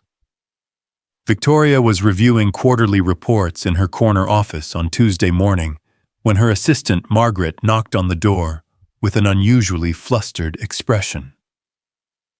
Mrs. Grant, I'm sorry to interrupt, but you have 17 interview requests, 12 calls from various media outlets, and something called The Ellen DeGeneres Show wants to know if you'd be interested in appearing as a guest. Victoria looked up from her papers, momentarily speechless. I'm sorry, what? The storm story, ma'am. It's gone viral. The video of little Sophie talking about your sleepover has been shared over 2 million times since yesterday. People are calling it the most heartwarming thing to come out of hurricane season and #CEO goals. Victoria felt a familiar flutter of anxiety in her stomach.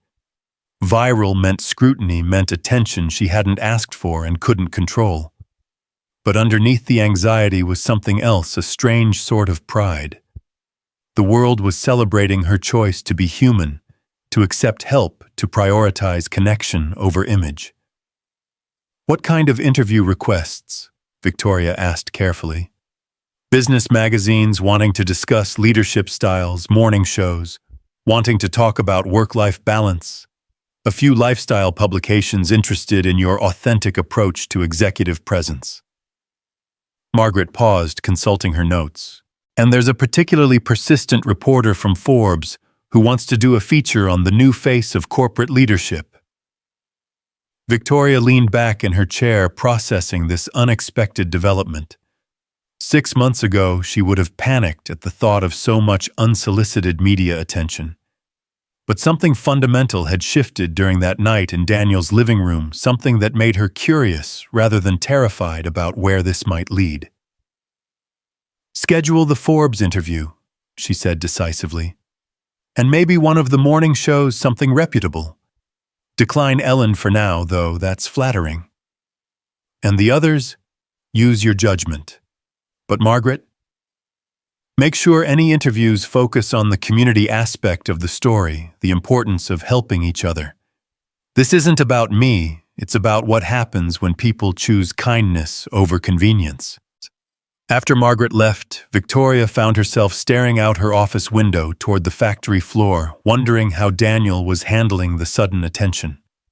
She'd been careful not to single him out for special treatment in the days since the storm, maintaining their professional boundaries during work hours.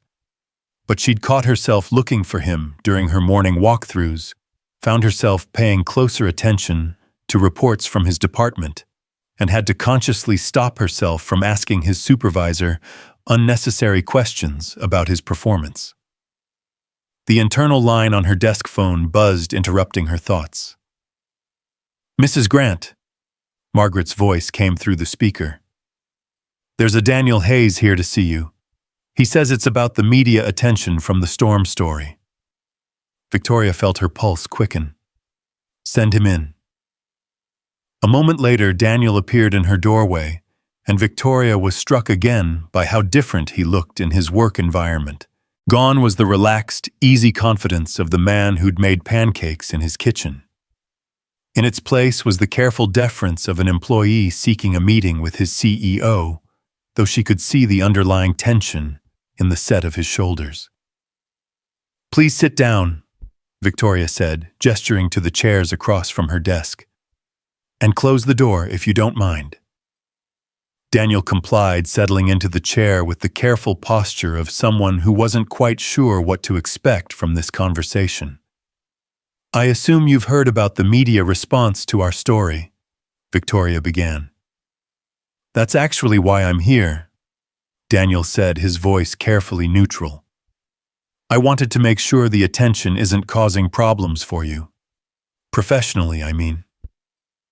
Victoria studied his face, seeing the genuine concern there. Are you worried about me or about yourself? Both, honestly. Daniel's honesty was characteristic, and Victoria found herself smiling, despite the seriousness of the conversation. I've had 3 reporters show up at my house since yesterday asking for follow-up interviews, and there's been some talk on the factory floor. What kind of talk? Daniel shifted uncomfortably. Nothing malicious, mostly. People are curious about what it was like, whether you're different than they expected. A few comments about how lucky I am to have made such a powerful friend. Victoria felt her stomach tighten.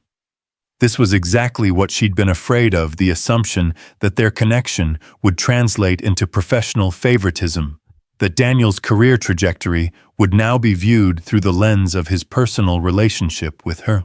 And how do you feel about that? She asked carefully. Honestly, it makes me uncomfortable.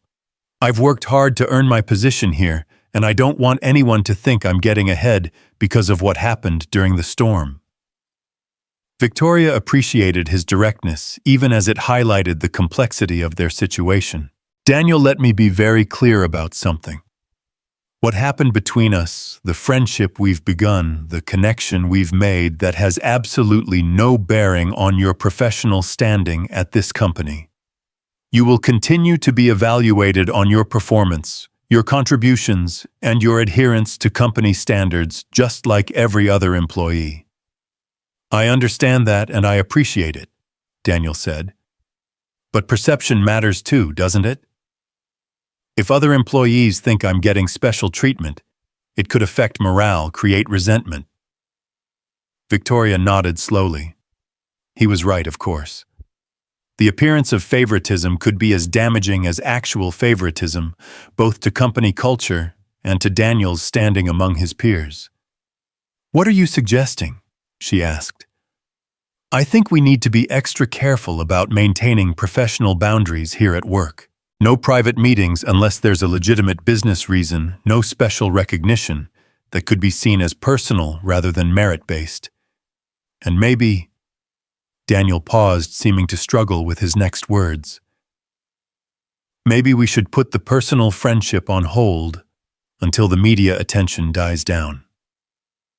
Victoria felt something cold settle in her chest at his suggestion.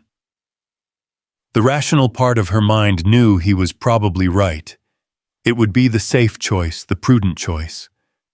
But the thought of retreating back into the careful distance they'd maintained before the storm felt like giving up something precious. Is that what you want? She asked quietly. Daniel's careful composure slipped for just a moment, and she saw something raw and honest in his expression. No, he said simply. It's not what I want at all. But I don't want to do anything that could hurt your position or your reputation. Victoria stood up from her desk and moved to the window, looking out at the bustling activity on the factory floor below. She could see the workers going about their tasks, the supervisors checking quality standards, the smooth operation of the business her father had built and she'd inherited. This company represented everything she'd worked for, everything she'd sacrificed personal happiness to maintain and grow.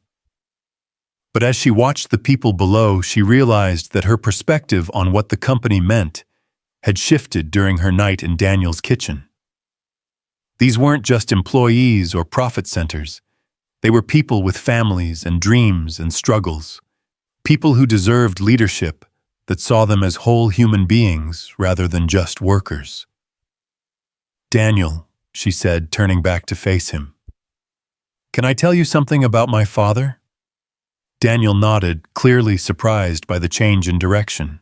When he started this company 40 years ago, he had a philosophy that success in business came from three things: quality products, fair treatment of employees, and genuine relationships with the community.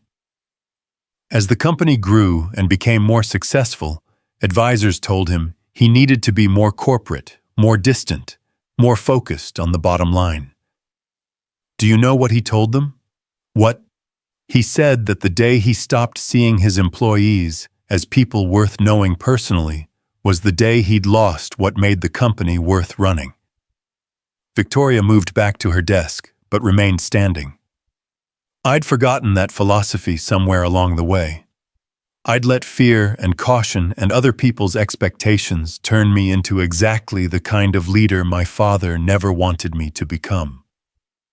"Victoria, I'm not finished," she said gently. "The storm didn't create something between us, Daniel. It revealed something that was already there. A connection, a friendship, a mutual respect that exists because of who we are as people, not because of our roles in this building. And I refuse to hide from that or apologize for it." Daniel's eyes searched her face and she could see him processing her words, weighing the implications. "So, what are you suggesting?" he asked. "I'm suggesting we handle this the way mature adults handle complicated situations, with honesty, transparency, and clear boundaries." Victoria sat back down, leaning forward slightly. "We acknowledge that we've become friends. We make sure that friendship doesn't affect professional decisions, and we let our actions speak louder than other people's assumptions. And if people talk, if the media makes something more of this than it is." Victoria smiled, feeling more certain of her path than she had in years. "Then we tell them the truth, that kindness during a crisis led to friendship, that friendship doesn't compromise professional integrity, and that a CEO who's also a human being isn't a contradiction in terms." Daniel was quiet for a long moment, and Victoria could see him working through the implications of what she was proposing. Finally, he looked up at her with that same direct honesty that had characterized their entire relationship. "Okay," he said simply, "but I have one condition." "What's that?" "If this backfires, if the attention or the speculation starts affecting your position or the company's reputation, you have to promise me you'll prioritize the business over our friendship. I couldn't live with myself if my presence in your life caused professional damage." Victoria felt her throat tighten with emotion at his willingness to sacrifice their connection for her well-being. It was exactly the kind of selfless consideration that had drawn her to him in the first place. "I promise," she said. "But Daniel, I don't think it's going to come to that. I think we're about to discover that authentic leadership is actually good for business." Their conversation was interrupted by a soft knock on the door. Margaret's voice came through the intercom. "Mrs. Grant, your 11 o'clock is here." "We should probably wrap this up," Daniel said, starting to rise from his chair. "Wait," Victoria said impulsively. "Before you go, are we still on for this weekend? The pool party?" Daniel's smile was the first truly relaxed expression she'd seen from him since he'd entered her office. "Sophie's been talking about it non-stop. She's already planned the menu, the games, and what she calls the swimming competitions. I think she expects Ethan to be equally enthusiastic about synchronized diving. I'll warn him, Victoria laughed. Though knowing Ethan, he'll probably spend the next 3 days researching diving techniques just to be prepared. That sounds exactly like something he'd do, Daniel agreed, and for a moment the careful professional distance between them dissolved into the easy warmth of their developing friendship. After Daniel left, Victoria found herself energized rather than anxious about the challenges ahead. For the first time in her career, she felt like she was operating from a place of authentic strength rather than fearful control. The Forbes interview conducted later that week became a turning point she hadn't expected. The journalist, a sharp woman named Rebecca Chen, had clearly expected to write a typical corporate puff piece about executive image management.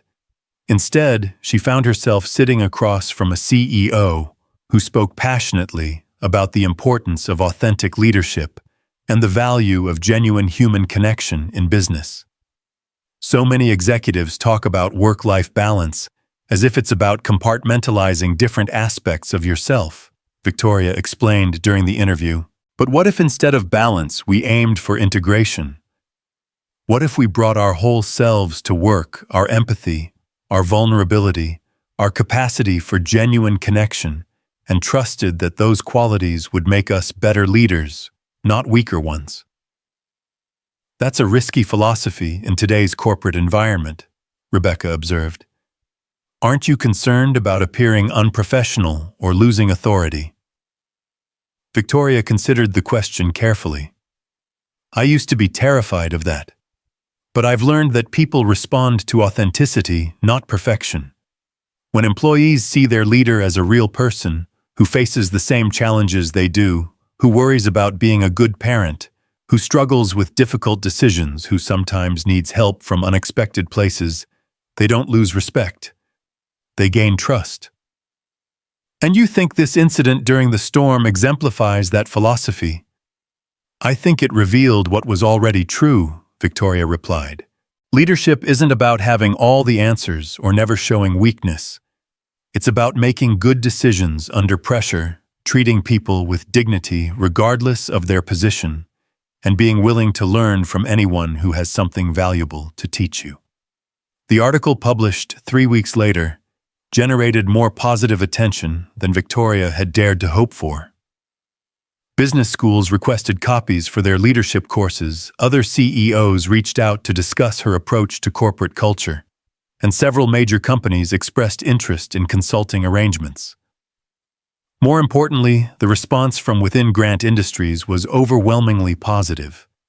Employee satisfaction surveys showed significant improvements, particularly in areas related to management trust and workplace morale. Several department heads mentioned that workers seemed more willing to bring forward suggestions and concerns, as if Victoria's public display of vulnerability had given them permission to be more open as well. But the real test of her new philosophy came on the Saturday of the long-awaited pool party, when Victoria found herself standing in her own backyard, watching her son laugh with unrestrained joy as he and Sophie attempted to perfect their cannonball techniques. Victoria's house in the prestigious Willowbrook neighborhood was everything Daniel's modest home wasn't: sprawling, modern, professionally landscaped, and expensive. The pool area alone was larger than Daniel's entire backyard, complete with a hot tub, outdoor kitchen, and cabana that looked like it belonged at a resort. "This is incredible," Daniel said, accepting a beer from Victoria as they settled into chairs overlooking the pool. Sophie's convinced she's been transported to some kind of water wonderland. "It's too much, isn't it?" Victoria said suddenly, seeing her home through his eyes and feeling self-conscious about the obvious display of wealth. "I bought it because the real estate agent said it was a perfect executive property, but honestly, most of the time it feels more like a museum than a home." Daniel studied the impressive surroundings thoughtfully. "It's beautiful," he said diplomatically, "but I can see what you mean. It's hard to relax somewhere that looks like it should be in a magazine." That's exactly it, Victoria exclaimed, grateful that he understood. Everything's so perfect, so arranged, that Ethan and I barely use most of the space. We end up eating dinner at the kitchen counter most nights, because the formal dining room feels too intimidating for everyday meals. As if to prove her point, Sophie's excited shriek echoed across the perfectly manicured landscape as she discovered that the pool had colored underwater lights that could be controlled by a remote. Ethan wook. It's like swimming inside a rainbow. Both children immediately dove underwater to experience the light show from below, and Victoria found herself laughing at their unrestrained delight. You know what this place needs, Daniel said, watching the kids play. What? More chaos. More evidence that people actually live here. He gestured toward the spotless outdoor furniture and pristine landscaping. It's beautiful, but it doesn't tell your story. Victoria followed his gaze, seeing her home with fresh eyes. He was right, everything was perfect and sterile and carefully maintained. There were no personal touches, no signs of the daily life she and Ethan shared, no indication that a child lived here at all. I think I've been so focused on maintaining a certain image that I've forgot to create a life worth living, she admitted quietly. It's not too late to change that, Daniel said gently. Maybe start small, let Ethan have friends over more often. Use the fancy dining room for pizza night. Get some comfortable furniture that's meant to be lived on rather than just looked at. Would you help me? Victoria asked impulsively. I don't mean redecorate or anything major, but maybe just make it feel more like a home where people belong. Daniel's smile was warm and genuine. I'd be honored to help. Their conversation was interrupted by Ethan calling from the pool. Mom, Dad says I should show Daniel my backstroke. Is that okay? Victoria felt her heart skip at Ethan's casual use of the word Dad in reference to Daniel, but she managed to keep her expression neutral. Of course, sweetheart. I'm sure Daniel would love to see it. As Daniel moved to the pool's edge to properly admire Ethan's swimming technique, Victoria found herself studying the easy interaction between the man and her son. Over the past few weeks, she'd watched their friendship develop with a mixture of joy and trepidation. Ethan had never had a consistent male figure in his life, and the way he responded to Daniel's attention and encouragement was both heartwarming and heartbreaking. Your form is excellent, Daniel told Ethan seriously after watching him complete several laps. Have you considered joining a swim team? I bet you'd be really competitive. Ethan's face lit up with pride at the compliment. Really? You think I'm good enough for a team? I think you're good enough for anything you set your mind to, Daniel replied, and Victoria felt her chest tighten with emotion at the genuine affection in his voice. Later that evening, after the children had exhausted themselves with swimming and games and were settled in front of a movie in the media room, Victoria and Daniel found themselves alone on the patio, watching the sunset paint the sky in brilliant oranges and purples. Thank you, Victoria said quietly, for today, for the past few weeks, for helping me remember how to live instead of just existing. Thank you for letting me be part of it, Daniel replied, for letting Sophie and me into your world. Our worlds, Victoria corrected gently. I think they've become our worlds now. Daniel turned to look at her, and Victoria felt her breath catch at the intensity in his expression. The casual friendship they'd maintained over the past few weeks suddenly felt charged with possibility, heavy with things unsaid.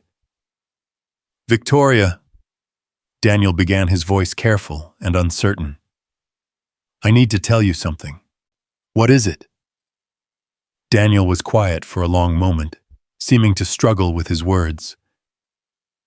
That night during the storm when we were lying in the fort with the kids asleep beside us, I felt something I haven't felt since Sarah died. something I wasn't sure I'd ever feel again. Victoria's heart began to race, but she remained silent, sensing that Daniel needed to say this in his own way. I told myself it was just the unusual circumstances, the intensity of the situation. But these past few weeks, getting to know you better, watching you with Ethan, seeing how you've opened yourself up to friendship and vulnerability. Daniel paused, meeting her eyes directly. I think I'm falling in love with you, Victoria. And I don't know what to do about that.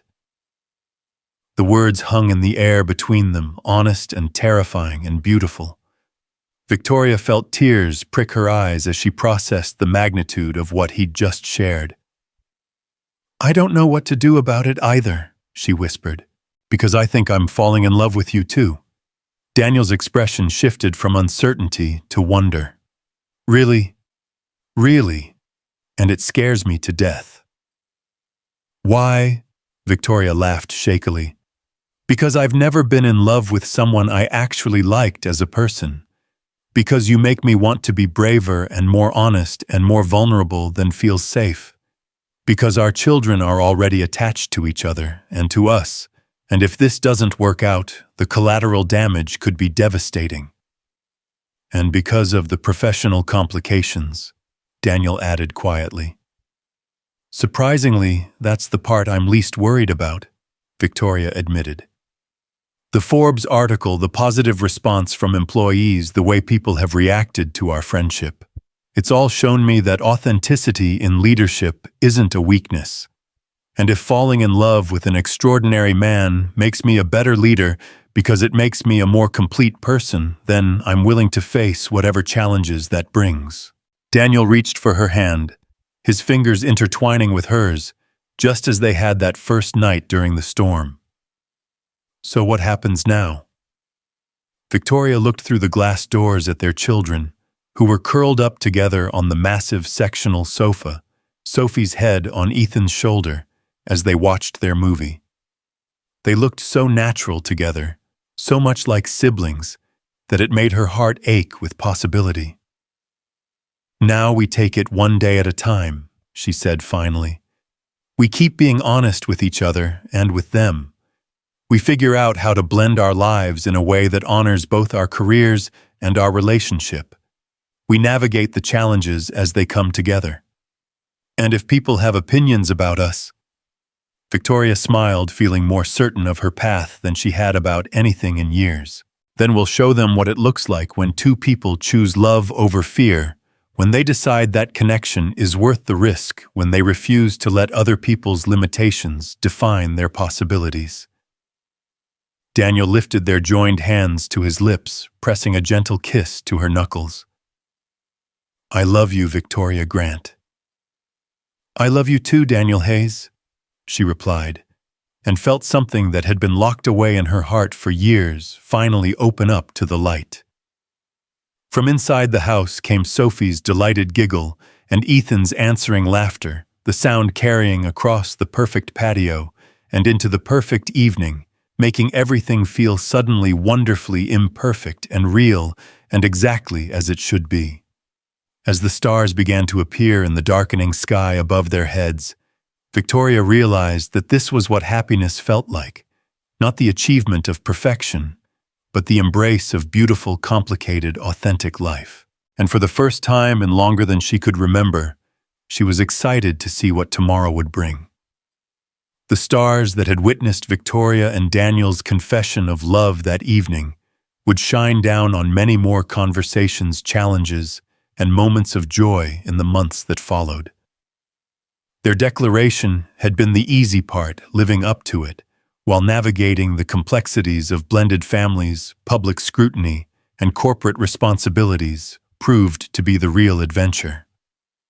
3 months later, Victoria stood in her office, now decorated with Sophie's artwork, alongside Ethan's science fair projects, looking down at the factory floor, where Daniel was conducting a safety training session. The sight of him in his element, confident, respected, thoroughly professional, still made her heart skip, but now it was accompanied by a deeper satisfaction. They had proven that love and work could coexist without compromising either. The intercom buzzed, interrupting her thoughts.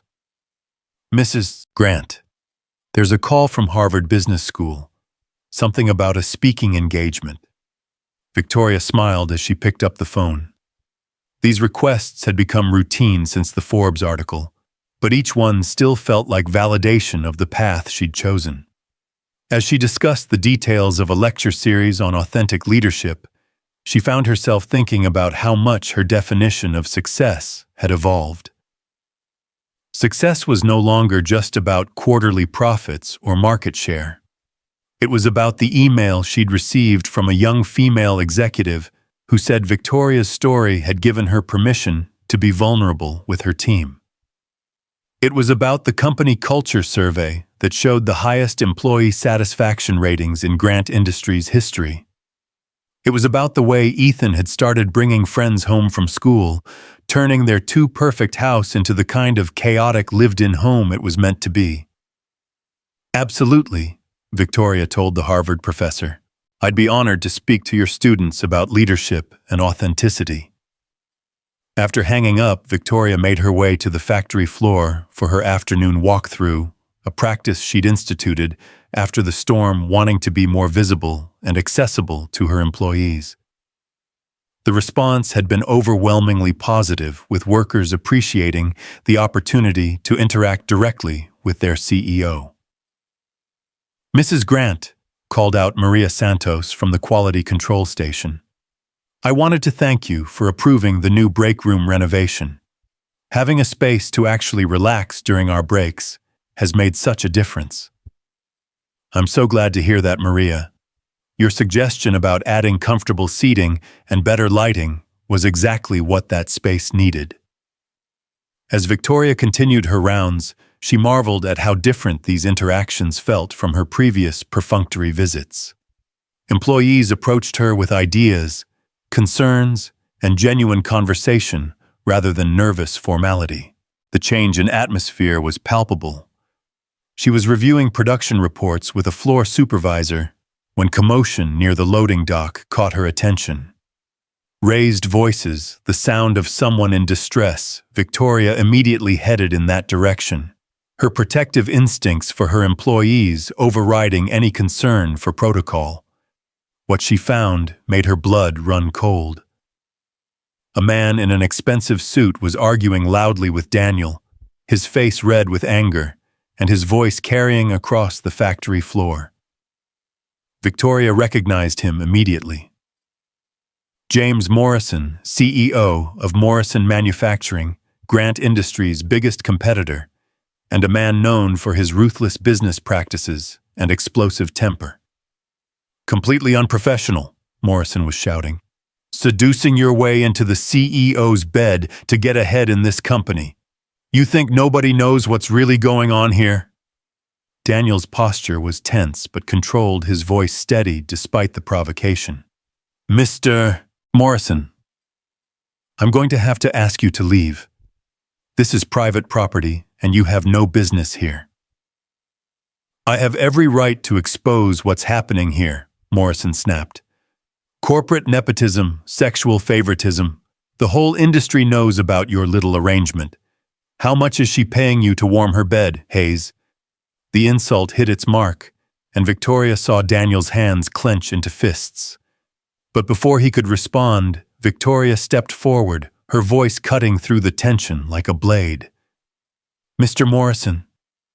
The factory floor fell silent as employees turned to look at their CEO, who was walking toward the confrontation with the calm, measured pace of someone in complete control of the situation. "Mrs. Grant," Morrison said, his tone shifting to mock politeness. "How convenient. I was just having a conversation with your employee about the interesting arrangements you've made here." "I heard," Victoria replied coolly. "And now I'm going to have a conversation with you about respect, professionalism, and the consequences of harassment." Morrison's eyes narrowed. "Harassment, I'm simply pointing out what everyone in the industry is talking about. Your company's sudden surge in employee satisfaction, The glowing press coverage, the cozy relationship between management and labor, it's all very suspicious. Victoria felt the eyes of her employees on her, saw Daniel's jaw tighten with suppressed anger, and made a decision that would define not just this moment, but the future of Grant Industries' reputation. "You're absolutely right, Mr. Morrison," she said, her voice carrying clearly across the now silent factory floor. "There is a cozy relationship here. There's a relationship between management that sees employees as whole human beings and workers who respond to that respect with loyalty and excellence. There's a relationship between authentic leadership and unprecedented productivity. And yes, there's a relationship between Daniel Hayes and myself." Morrison's eyes lit up with triumph, clearly thinking he'd scored a victory. "So you admit it, corporate favoritism at its finest. I admit that I'm in love with one of the finest men I've ever known," Victoria continued, her voice growing stronger. "A man who earned his position through competence and dedication, who has never asked for or received special treatment, and who has made me not just a better CEO, but a better person.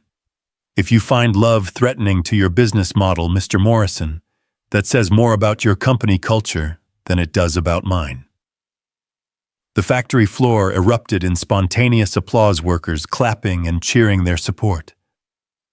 Victoria saw tears in several eyes, saw Daniel's expression shift from anger to overwhelming pride, saw Morrison's face turn an even deeper shade of red.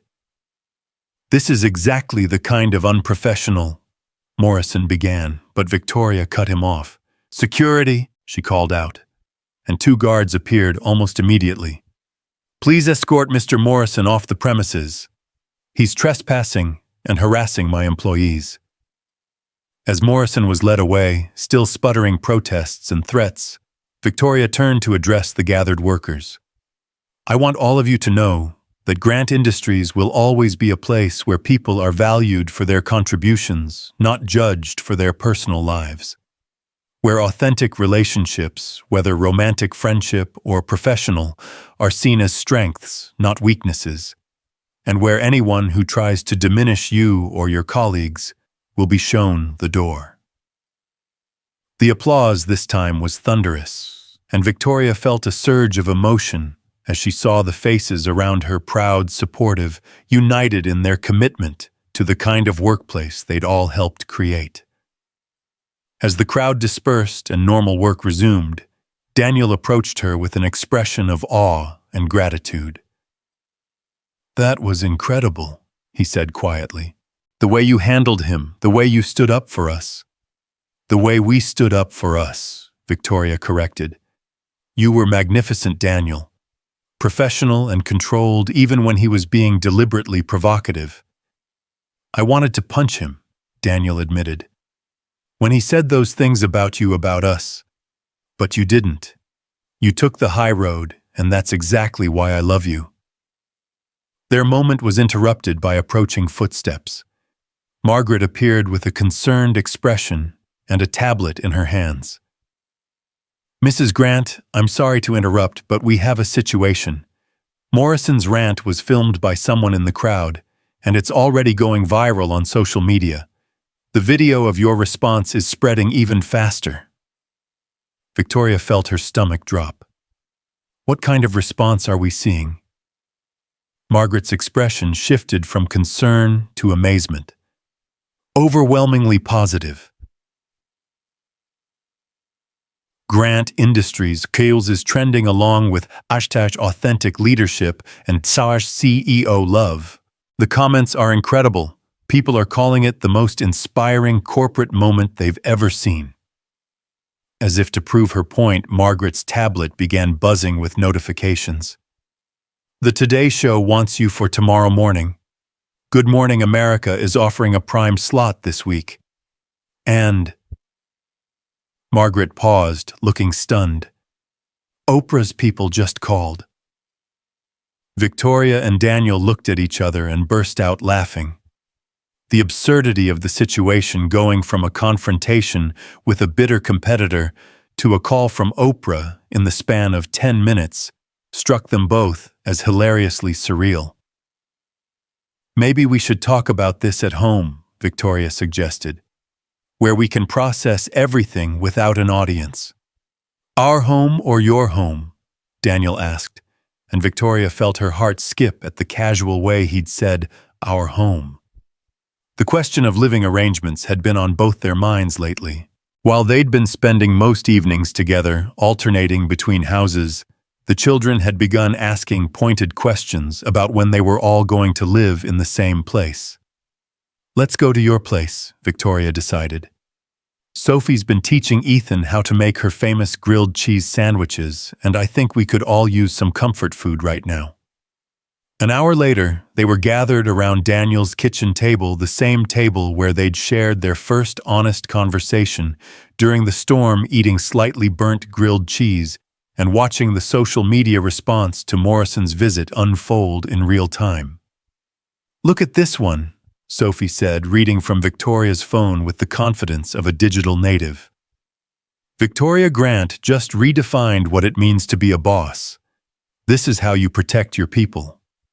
And this one says, "Can Victoria Grant please come run my company?" "What about the negative comments?" Ethan asked practically. He'd inherited his mother's tendency to anticipate problems and plan for worst-case scenarios. "There are some," Victoria admitted honestly. "People who think personal relationships have no place in business, people who disagree with my approach to leadership. But that's okay, not everyone has to agree with me. The important thing," Daniel added, "is that we know who we are and what we stand for. Other people's opinions can't change that." "But what if Mr. Morrison tries to cause more trouble?" Sophie asked, her forehead creased with worry. "What if he's mean to you at work again?" Victoria reached across the table to squeeze Sophie's hand. "Then we'll handle it the same way we handled it today, together with honesty and dignity. Bullies like Mr. Morrison count on people being afraid to stand up to them. When you refuse to be intimidated, they usually back down." "Speaking of standing up," Daniel said, his tone becoming more serious, "I think we need to talk about some practical matters. The media attention isn't going to go away anytime soon, which means increased scrutiny on both of us and the kids." Victoria nodded. "I've already talked to Margaret about hiring a security consultant. Not because I think we're in danger, but because I want to make sure our privacy is protected as much as possible. And we should probably have a conversation with the school," Daniel continued. "Make sure they're prepared for any media interest in the kids." "Already done," Victoria said. "I called the principal this afternoon.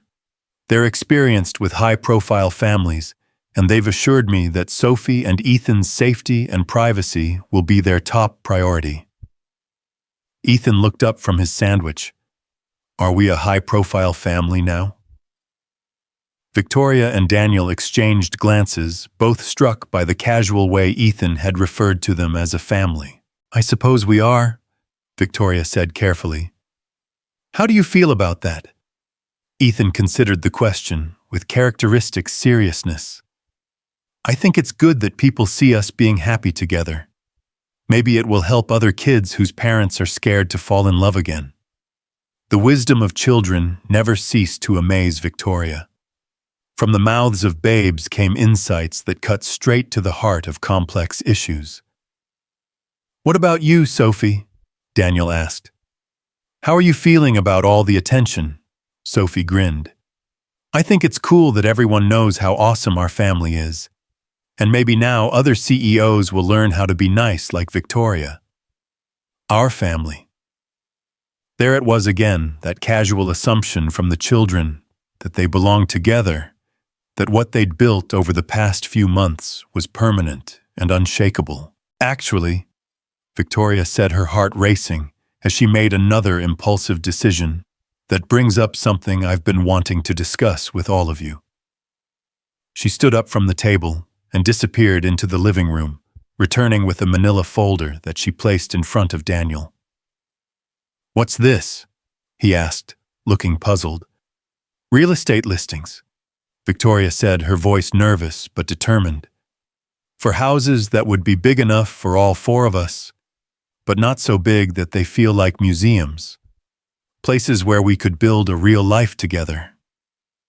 Daniel's eyes widened as he opened the folder and saw the carefully researched properties complete with Victoria's handwritten notes about school districts, commute times, and neighborhood amenities. "Victoria," he said softly, "what are you saying?" "I'm saying that I'm tired of living in two different houses when we're already one family. I'm saying that I want to wake up next to you every morning and go to sleep beside you every night. I'm saying that I want to build something permanent together, not just a relationship, but a home." Sophie and Ethan exchanged excited glances across the table, but both children seemed to understand the magnitude of the moment and remained quiet, waiting for Daniel's response. Daniel set down the folder and reached for Victoria's hands, pulling her closer to him. "Are you sure this is a big step, and with everything that's happening with the media attention?" "I'm sure," Victoria interrupted. "Daniel, 6 months ago, I thought love was a luxury I couldn't afford, that vulnerability was weakness, that keeping my personal and professional lives separate was the only way to survive. But you and Sophie showed me that connection isn't a distraction from success, it's the foundation of it. And what about the practical considerations, the house, the logistics, the—" Victoria laughed, recognizing her own overthinking tendencies reflected back at her. "We'll figure it out. Together. Isn't that what families do?" Daniel's response was to stand up and kiss her, a soft, sweet kiss that tasted like promise and grilled cheese and the kind of happiness Victoria had never believed was possible for someone like her. "Is that a yes?" Sophie demanded when they broke apart. "That's a yes," Daniel confirmed, grinning at his daughter's impatience. The children erupted in cheers, immediately launching into excited chatter about room arrangements and pet possibilities, and whether their new house would have a pool as cool as Victoria's current one. "Actually," Victoria said, pulling another paper from the folder, "I was hoping you'd all take a look at this one." The listing she showed them was for a sprawling farmhouse on 5 acres just outside Cedar Falls, close enough to maintain their current jobs and schools, but far enough from the city to provide privacy and space to breathe. The house itself was beautiful, but unpretentious, with a wraparound porch, a huge kitchen clearly designed for family gatherings, and enough bedrooms for everyone to have their own space plus room for guests. "It has a barn," Sophie breathed, staring at the photos. "We could get horses. Let's start with settling in before we add livestock to the equation," Daniel said diplomatically, but Victoria could see the longing in his expression as he studied the property details.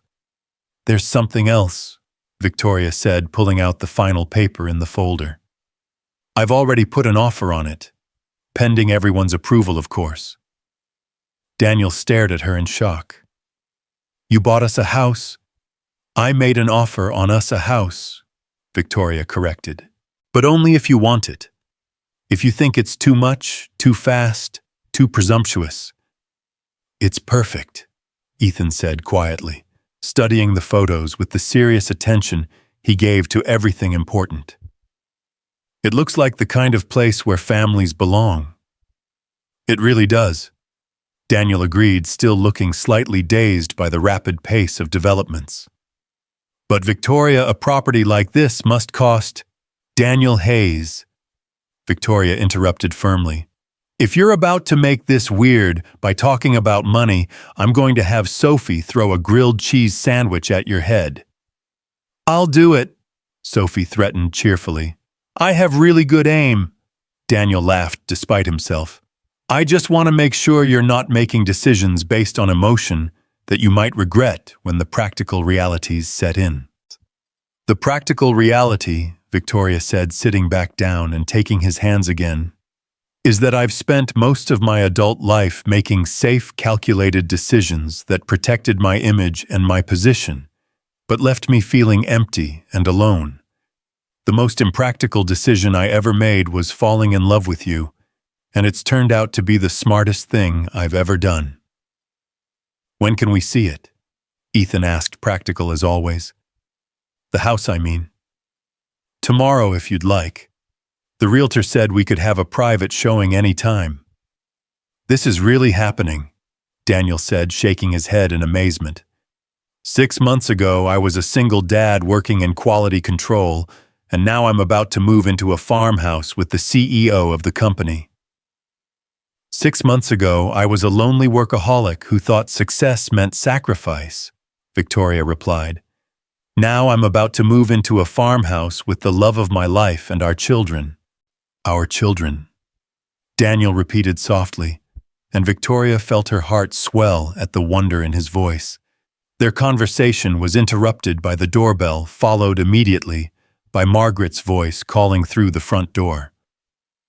"Mrs. Grant, I'm sorry to bother you at home, but there's been a development with the Morrison situation." Victoria and Daniel exchanged glances before Daniel went to let Margaret in. She appeared in the kitchen looking flustered, but excited, clutching her ever-present tablet. "What's happened?" Victoria asked.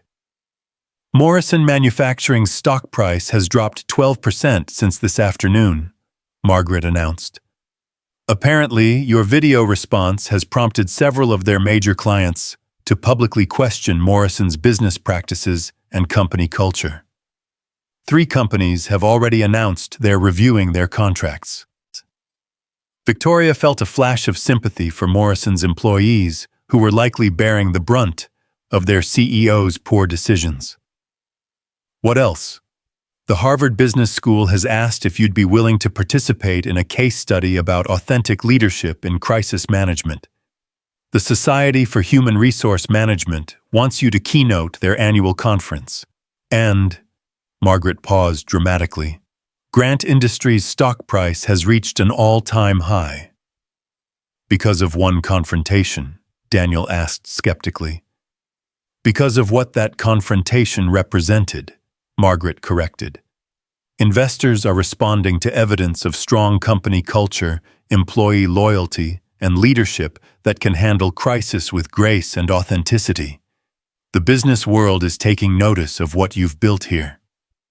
Victoria absorbed this information with mixed feelings. She was proud of what Grant Industries had become, gratified that their approach to business was being validated by market success. But she was also aware of how easily external validation could become a trap, leading back toward the image-focused decision-making she'd worked so hard to escape. "Margaret," she said finally, "I want you to decline most of the speaking requests. Accept the Harvard case study and maybe one high-profile conference, but the rest can wait. Our focus needs to be on continuing to build the kind of company culture that created this success, not on capitalizing on the publicity." "But Mrs. Grant," Margaret protested, "these are incredible opportunities. And they'll still be incredible opportunities 6 months from now, when we've had time to really solidify the changes we've made," Victoria replied firmly. "Right now, our priority is our employees, our community, and our family." After Margaret left, the 4 of them settled into the living room for their usual evening routine homework for the kids, casual conversation for the adults, and the comfortable domestic chaos that had become Victoria's favorite part of each day. "Victoria," Sophie said, as she worked on a math worksheet at the coffee table. "Yes, sweetheart. When we move to the new house, will you still be Ethan's mom? And my dad will be Ethan's dad, too." The question asked with characteristic childhood directness made all the adults in the room pause. Victoria and Daniel had discussed the future in general terms, but they hadn't yet addressed the specific question of legal relationships and family structure. "What would you like that to look like, Sophie?" Victoria asked carefully. "I'd like us all to have the same last name," Sophie said matter-of-factly. "And I'd like it to be official that we're a real family, not just people who live together." Ethan looked up from his science book. "Like adoption?" Or marriage, Sophie added hopefully, looking between Victoria and Daniel with the expectant expression of a child who saw simple solutions to complex problems. Victoria felt her heart race at the suggestion. Marriage. It was something she and Daniel had skirted around in their conversations about the future, both of them perhaps afraid to assume too much or move too fast. That's a pretty big decision, Daniel said gently. One that involves a lot of considerations and planning. But do you want to? Sophie pressed. Because you love each other, right? And we love each other, so why wouldn't you get married? Victoria looked at Daniel across the room, seeing her own mixture of love and uncertainty reflected in his expression. The practical part of her mind was already cataloging all the reasons to weight the media attention, the need to establish their blended household, the complexity of corporate regulations regarding executive marriages. But the part of us had learned to trust her heart, the part that had been awakened during that long night of storm and connection, knew exactly what she wanted. Daniel, she said softly, what do you think, Cho? I think, Daniel replied, standing up and moving toward her with a smile that made her pulse quicken, that Sophie and Ethan are a lot wiser than we give them credit for. And then to Victoria's complete shock, Daniel was dropping to one knee beside her chair, pulling a small velvet box from his pocket. How did you, Victoria stammered. I've been carrying it for 2 weeks. Daniel admitted, his voice nervous but determined. Waiting for the right moment, the right setting, the right words. But I realize now that there's no perfect moment. There's just the moment when you know beyond any doubt that you want to spend the rest of your life with someone. Victoria felt tears streaming down her face as Daniel opened the box to reveal a simple, elegant, solitaire diamond. Nothing ostentatious or showy, just beautiful and classic, and exactly what she would have chosen for herself. Victoria Grant, Daniel said, his voice growing stronger as he spoke. You have turned my world upside down in the most wonderful way possible. You've shown me that love isn't just about two people finding each other. It's about creating something bigger and better than either person could be alone. Will you marry me? Will you be my wife, Sophie's mom, and Ethan's stepmom? Will you help me build the kind of family and the kind of life that Sarah would be proud of, and that our children will remember as the foundation of everything good in their world? Victoria was crying too hard to speak, but she managed to nod vigorously as she held out her trembling hand. The ring fit perfectly, catching the lamplight and throwing tiny rainbows across the coffee table where Sophie and Ethan were watching with delighted expressions. Is that a yes? Daniel asked, echoing Sophie's earlier question.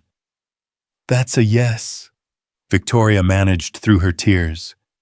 Yes to all of it. Yes to marriage and family and building something beautiful together. Yes to the farmhouse and the chaos and the perfect imperfection of real life. Yes to loving you for the rest of my life. Daniel stood up and kissed her, then a kiss that tasted like promises and new beginnings and the kind of happiness that comes from finally finding where you belong. We're getting married, Sophie shrieked, launching herself at both adults in a tackle hug that nearly knocked them over. And we're going to live in the farmhouse, Ethan added, joining the group hug with uncharacteristic exuberance. As they stood there in Daniel's living room, soon to be their former living room, Victoria marveled at the journey that had brought them to this moment. Less than a year ago, she'd been a lonely, driven woman who equated success with sacrifice and thought vulnerability was weakness. Now she was surrounded by the love of an extraordinary man and 2 amazing children, about to embark on the greatest adventure of her life. The storm that had driven her to Daniel's door that night seemed like a lifetime ago, but Victoria knew she would never forget the lesson it had taught her. Sometimes the most important moments in life came disguised as disasters.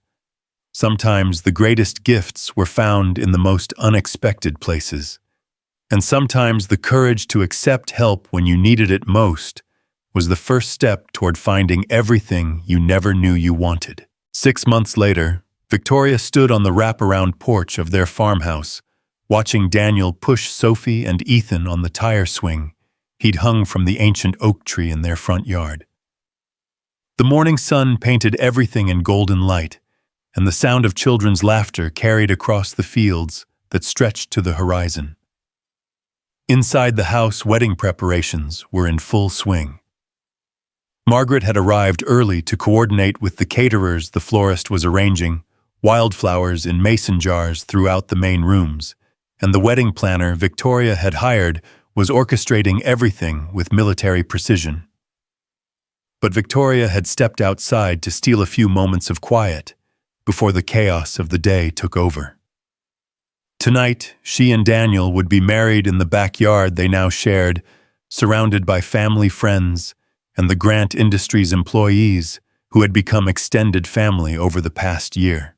Getting cold feet. Daniel's voice came from behind her as he climbed the porch steps. "Never," Victoria replied, turning to face the man who would be her husband in a matter of hours. "Just taking a moment to appreciate how far we've come." Daniel joined her at the porch railing, slipping his arm around her waist in the casual gesture of long-established intimacy. "Any regrets?" Victoria considered the question seriously. The past year had been challenging in ways she couldn't have anticipated. The media attention had been intense, requiring careful navigation and sometimes difficult decisions about privacy. Blending their families had involved countless conversations, negotiations, and adjustments as they figured out everything from household rules to discipline strategies. There had been professional challenges, too. While the majority of the business world had embraced Victoria's authentic leadership approach, there had been critics and skeptics who questioned her judgment and her methods. A few business relationships had been strained, and she'd had to prove herself repeatedly to investors and partners who wondered if her personal happiness had compromised her professional edge. But every challenge had been outweighed by the rewards. Grant Industries was thriving with employee satisfaction and productivity at unprecedented levels. The case study Harvard had published about their company culture had become required reading in business schools across the country. Victoria had been recognized with multiple leadership awards, including being named CEO of the Year by Forbes. More importantly, she had never been happier. The farmhouse had become everything she'd hoped it would be. A warm, chaotic, love-filled home where their children grew more secure and confident every day. Sophie had bloomed into an even more outgoing, creative child, while Ethan had discovered a love of animals and was already lobbying for the addition of a dog to their family. "No regrets," Victoria said finally. "Not a single one. Even the difficult parts have been worth it because we faced them together." "Good," Daniel said, pressing a kiss to her temple. "Because I was thinking it might be too late to change your mind now." Their conversation was interrupted by Sophie's voice calling from the backyard. "Mom, Dad, come see what we found." Victoria's heart still skipped every time the children called her Mom. The adoption proceedings had been finalized 3 months ago, making her officially Sophie's mother and Daniel officially Ethan's father. The paperwork had been a formality. They'd been a family in every way that mattered long before the legal system caught up. They made their way to the backyard, where Sophie and Ethan were crouched near the garden, examining something in the dirt with intense concentration. "What did you find?" Victoria asked, kneeling down beside them. "Baby rabbits," Sophie whispered excitedly. "A whole nest of them. Aren't they the most beautiful things you've ever seen?" Victoria looked at the tiny, helpless creatures and felt her heart swell with the kind of tenderness she'd learned to embrace over the past year. "They're perfect," she agreed. Can we keep them? Ethan asked hopefully. Wild animals belong in the wild, Daniel explained gently. But we can make sure this area of the garden stays safe so Mama Rabbit can take care of her babies. As they discussed wildlife conservation and responsible pet ownership, Victoria found herself thinking about cycles and seasons, about the way life constantly renewed itself in unexpected ways. A year ago, she'd been as lost and vulnerable as these baby rabbits seeking shelter from a storm that threatened to destroy everything she thought she knew about herself. Now she was about to marry the man who had offered her that shelter in the home they'd built together, surrounded by the life they'd created from the ashes of their separate struggles. "Penny for your thoughts," Daniel said quietly as the children ran off to tell Margaret about their discovery. "Just thinking about storms," Victoria replied, "and the surprising things they leave behind when they finally pass." "Like us," Daniel observed. "Like us," Victoria agreed. "Who would have thought that the worst night of weather in a decade would turn out to be the best thing that ever happened to me?" "The weather wasn't the best thing that happened to you," Daniel corrected with a smile. "The weather just brought you to the right doorstep at the right time. The best thing that happened was that you were brave enough to knock." Victoria laughed, remembering that desperate, terrifying moment when she'd pounded on his door, soaked and stranded, and more vulnerable than she'd ever been in her adult life. "I wasn't brave," she protested. "I was terrified and out of options." "Sometimes those are the same thing," Daniel replied wisely. "Sometimes the bravest thing you can do is admit you need help and accept it when it's offered." As if summoned by their conversation about that fateful night, Margaret appeared on the porch with her tablet and a concerned expression. "Mrs. Grant, Victoria, the photographer is here early, and there's a small issue with the flower arrangements, and the caterer wants to confirm the final head count." Victoria felt a familiar flutter of anxiety at the list of tasks requiring her attention. But before she could shift into problem-solving mode, Daniel placed a gentle hand on her arm. "Margaret," he said calmly, "today Victoria is a bride, not a CEO. Whatever needs to be handled, handle it. Whatever decisions need to be made, make them. If there's truly an emergency that requires her input, we'll be available, but otherwise, please let us focus on getting married." Victoria felt a rush of love and gratitude for this man who understood her so well, who knew when to step in and protect her from her own compulsive need to control every detail. "Of course," Margaret said, looking slightly embarrassed. "I'm sorry. I'll take care of everything." As Margaret bustled back toward the house, Victoria turned to Daniel with the expression of wonder. "You do realize you just told my assistant to handle a crisis without consulting me, and I didn't immediately panic or override your decision." "I noticed," Daniel said with a grin. "I'm pretty proud of both of us right now." "I love you," Victoria said simply, "for knowing me well enough to protect me from myself, for teaching me that I don't have to carry every burden alone, for showing me what partnership really means." "I love you too," Daniel replied, "for trusting me enough to let me help, for being brave enough to change, for choosing love over fear every single day." Their moment was interrupted by the arrival of Victoria's sister, Rebecca, who had flown in from California the night before to serve as matron of honor. Behind her came Daniel's brother Mike with his family, followed by a steady stream of early arriving guests. "The bride is supposed to be getting ready," Rebecca scolded, shooing Daniel away from Victoria. "You're not supposed to see each other before the ceremony." "That's an old superstition," Victoria protested, but she allowed herself to be herded toward the house by her sister and the wedding planner. The next few hours passed in a blur of hair and makeup, dress fittings, and the gentle chaos of wedding preparation. Victoria's dress was simple but elegant, a flowing ivory gown that struck the perfect balance between formal and rustic, appropriate for a farmhouse wedding. but beautiful enough for the photographs that would commemorate the day. As her hair was styled and her makeup applied, Victoria found herself thinking about all the people who had played a role in bringing her to this moment. Her parents, who had laid the foundation of Grant Industries and taught her the value of hard work and integrity. Sarah, whose memory had shaped Daniel into the man he'd become, and whose blessing Victoria somehow felt on this union. The employees of Grant Industries who had embraced her authentic leadership and proven that vulnerability could be a corporate strength. And of course, the storm itself, that wild, destructive force of nature that had torn through Cedar Falls and left devastation in its wake, but had also blown away the barriers Victoria had built around her heart and cleared the path for something beautiful to grow.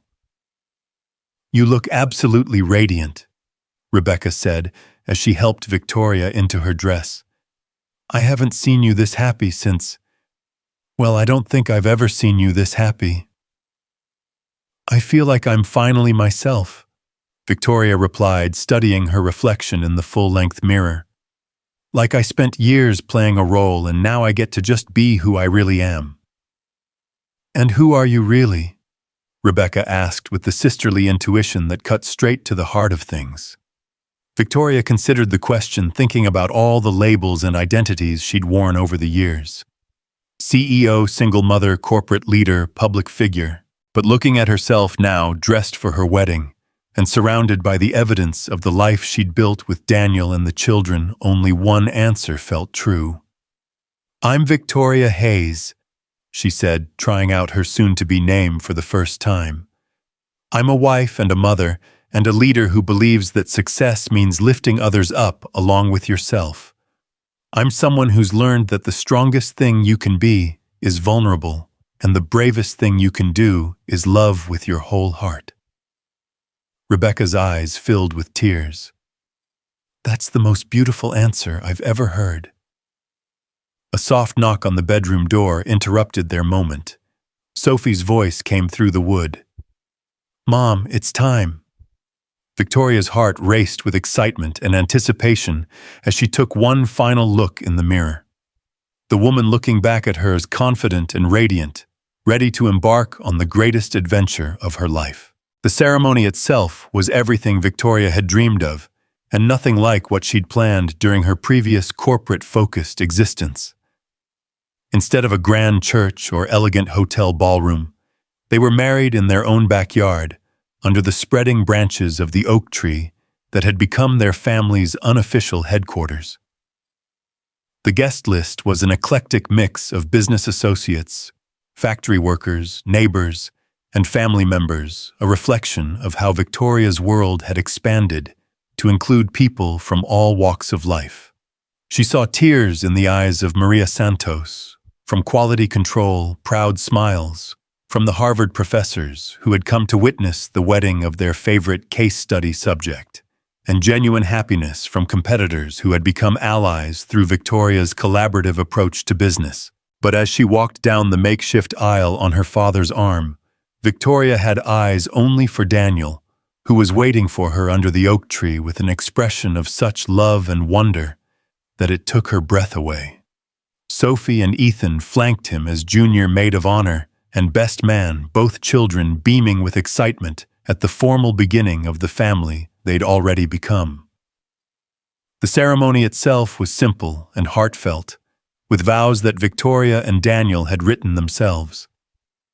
Standing there in front of everyone who mattered to them, they promised to love each other through storms and sunshine, to face challenges together as partners, to build a life that honored both their individual dreams and their shared values. "I promise to see you not just as my husband, but as my best friend and my greatest adventure," Victoria said, her voice steady despite the tears streaming down her face. "I promise to love Sophie as my own daughter, and to build a home where all our children feel safe and cherished. And I promise that no matter how high I rise in my career, or how much success comes our way, you will always be my greatest achievement." Daniel's vows were equally moving, promising to support Victoria's ambitions, while keeping her grounded in what truly mattered: to love Ethan as his own son, and to never let her forget that vulnerability was not weakness, but the foundation of every meaningful connection. When they kissed as husband and wife, the cheers from their guests echoed across the farmland, a sound of pure joy that seemed to bless not just their union, but the life they would build together. The reception that followed was exactly the kind of celebration Victoria had never known. She wanted warm, inclusive, and focused on connection rather than perfection. Speeches ranged from heartfelt to hilarious, with Sophie stealing the show by declaring that she'd known from the very first night that Victoria and Daniel were meant to be a family. As the evening wound down and the last guests departed, Victoria found herself back on the porch, where the day had begun, still in her wedding dress, but with her shoes kicked off and her hair beginning to escape its elaborate styling. Daniel joined her there, having changed from his tuxedo into jeans and the University of Texas hoodie she'd borrowed that first night, a deliberate choice that made Victoria's heart skip with the sweetness of the gesture. "So," he said, settling into the porch swing beside her, "how does it feel to be Mrs. Hayes?" "It feels like coming home," Victoria replied honestly. "Like everything I've been through, all the challenges and mistakes and lonely nights, was just preparing me for this moment, this life, this family." "Any regrets about the path that brought you here?" Daniel asked, echoing their conversation from that morning. Victoria considered all the pain and struggle that had preceded this happiness. Her father's heart attack, her first marriage's failure, the years of isolation and workaholism, the night of terror when she'd thought she and Ethan might not survive the storm. "None," she said firmly. "Every difficult moment taught me something I needed to know. Every mistake showed me what I really wanted. Every lonely night made me more grateful for the love we have now." From inside the house came the sound of Sophie and Ethan laughing together as they cleaned up from the reception, their voices mixing with the distant sound of music still playing on the speakers they'd set up in the backyard. "Listen to that," Daniel said softly. "The sound of our children being happy."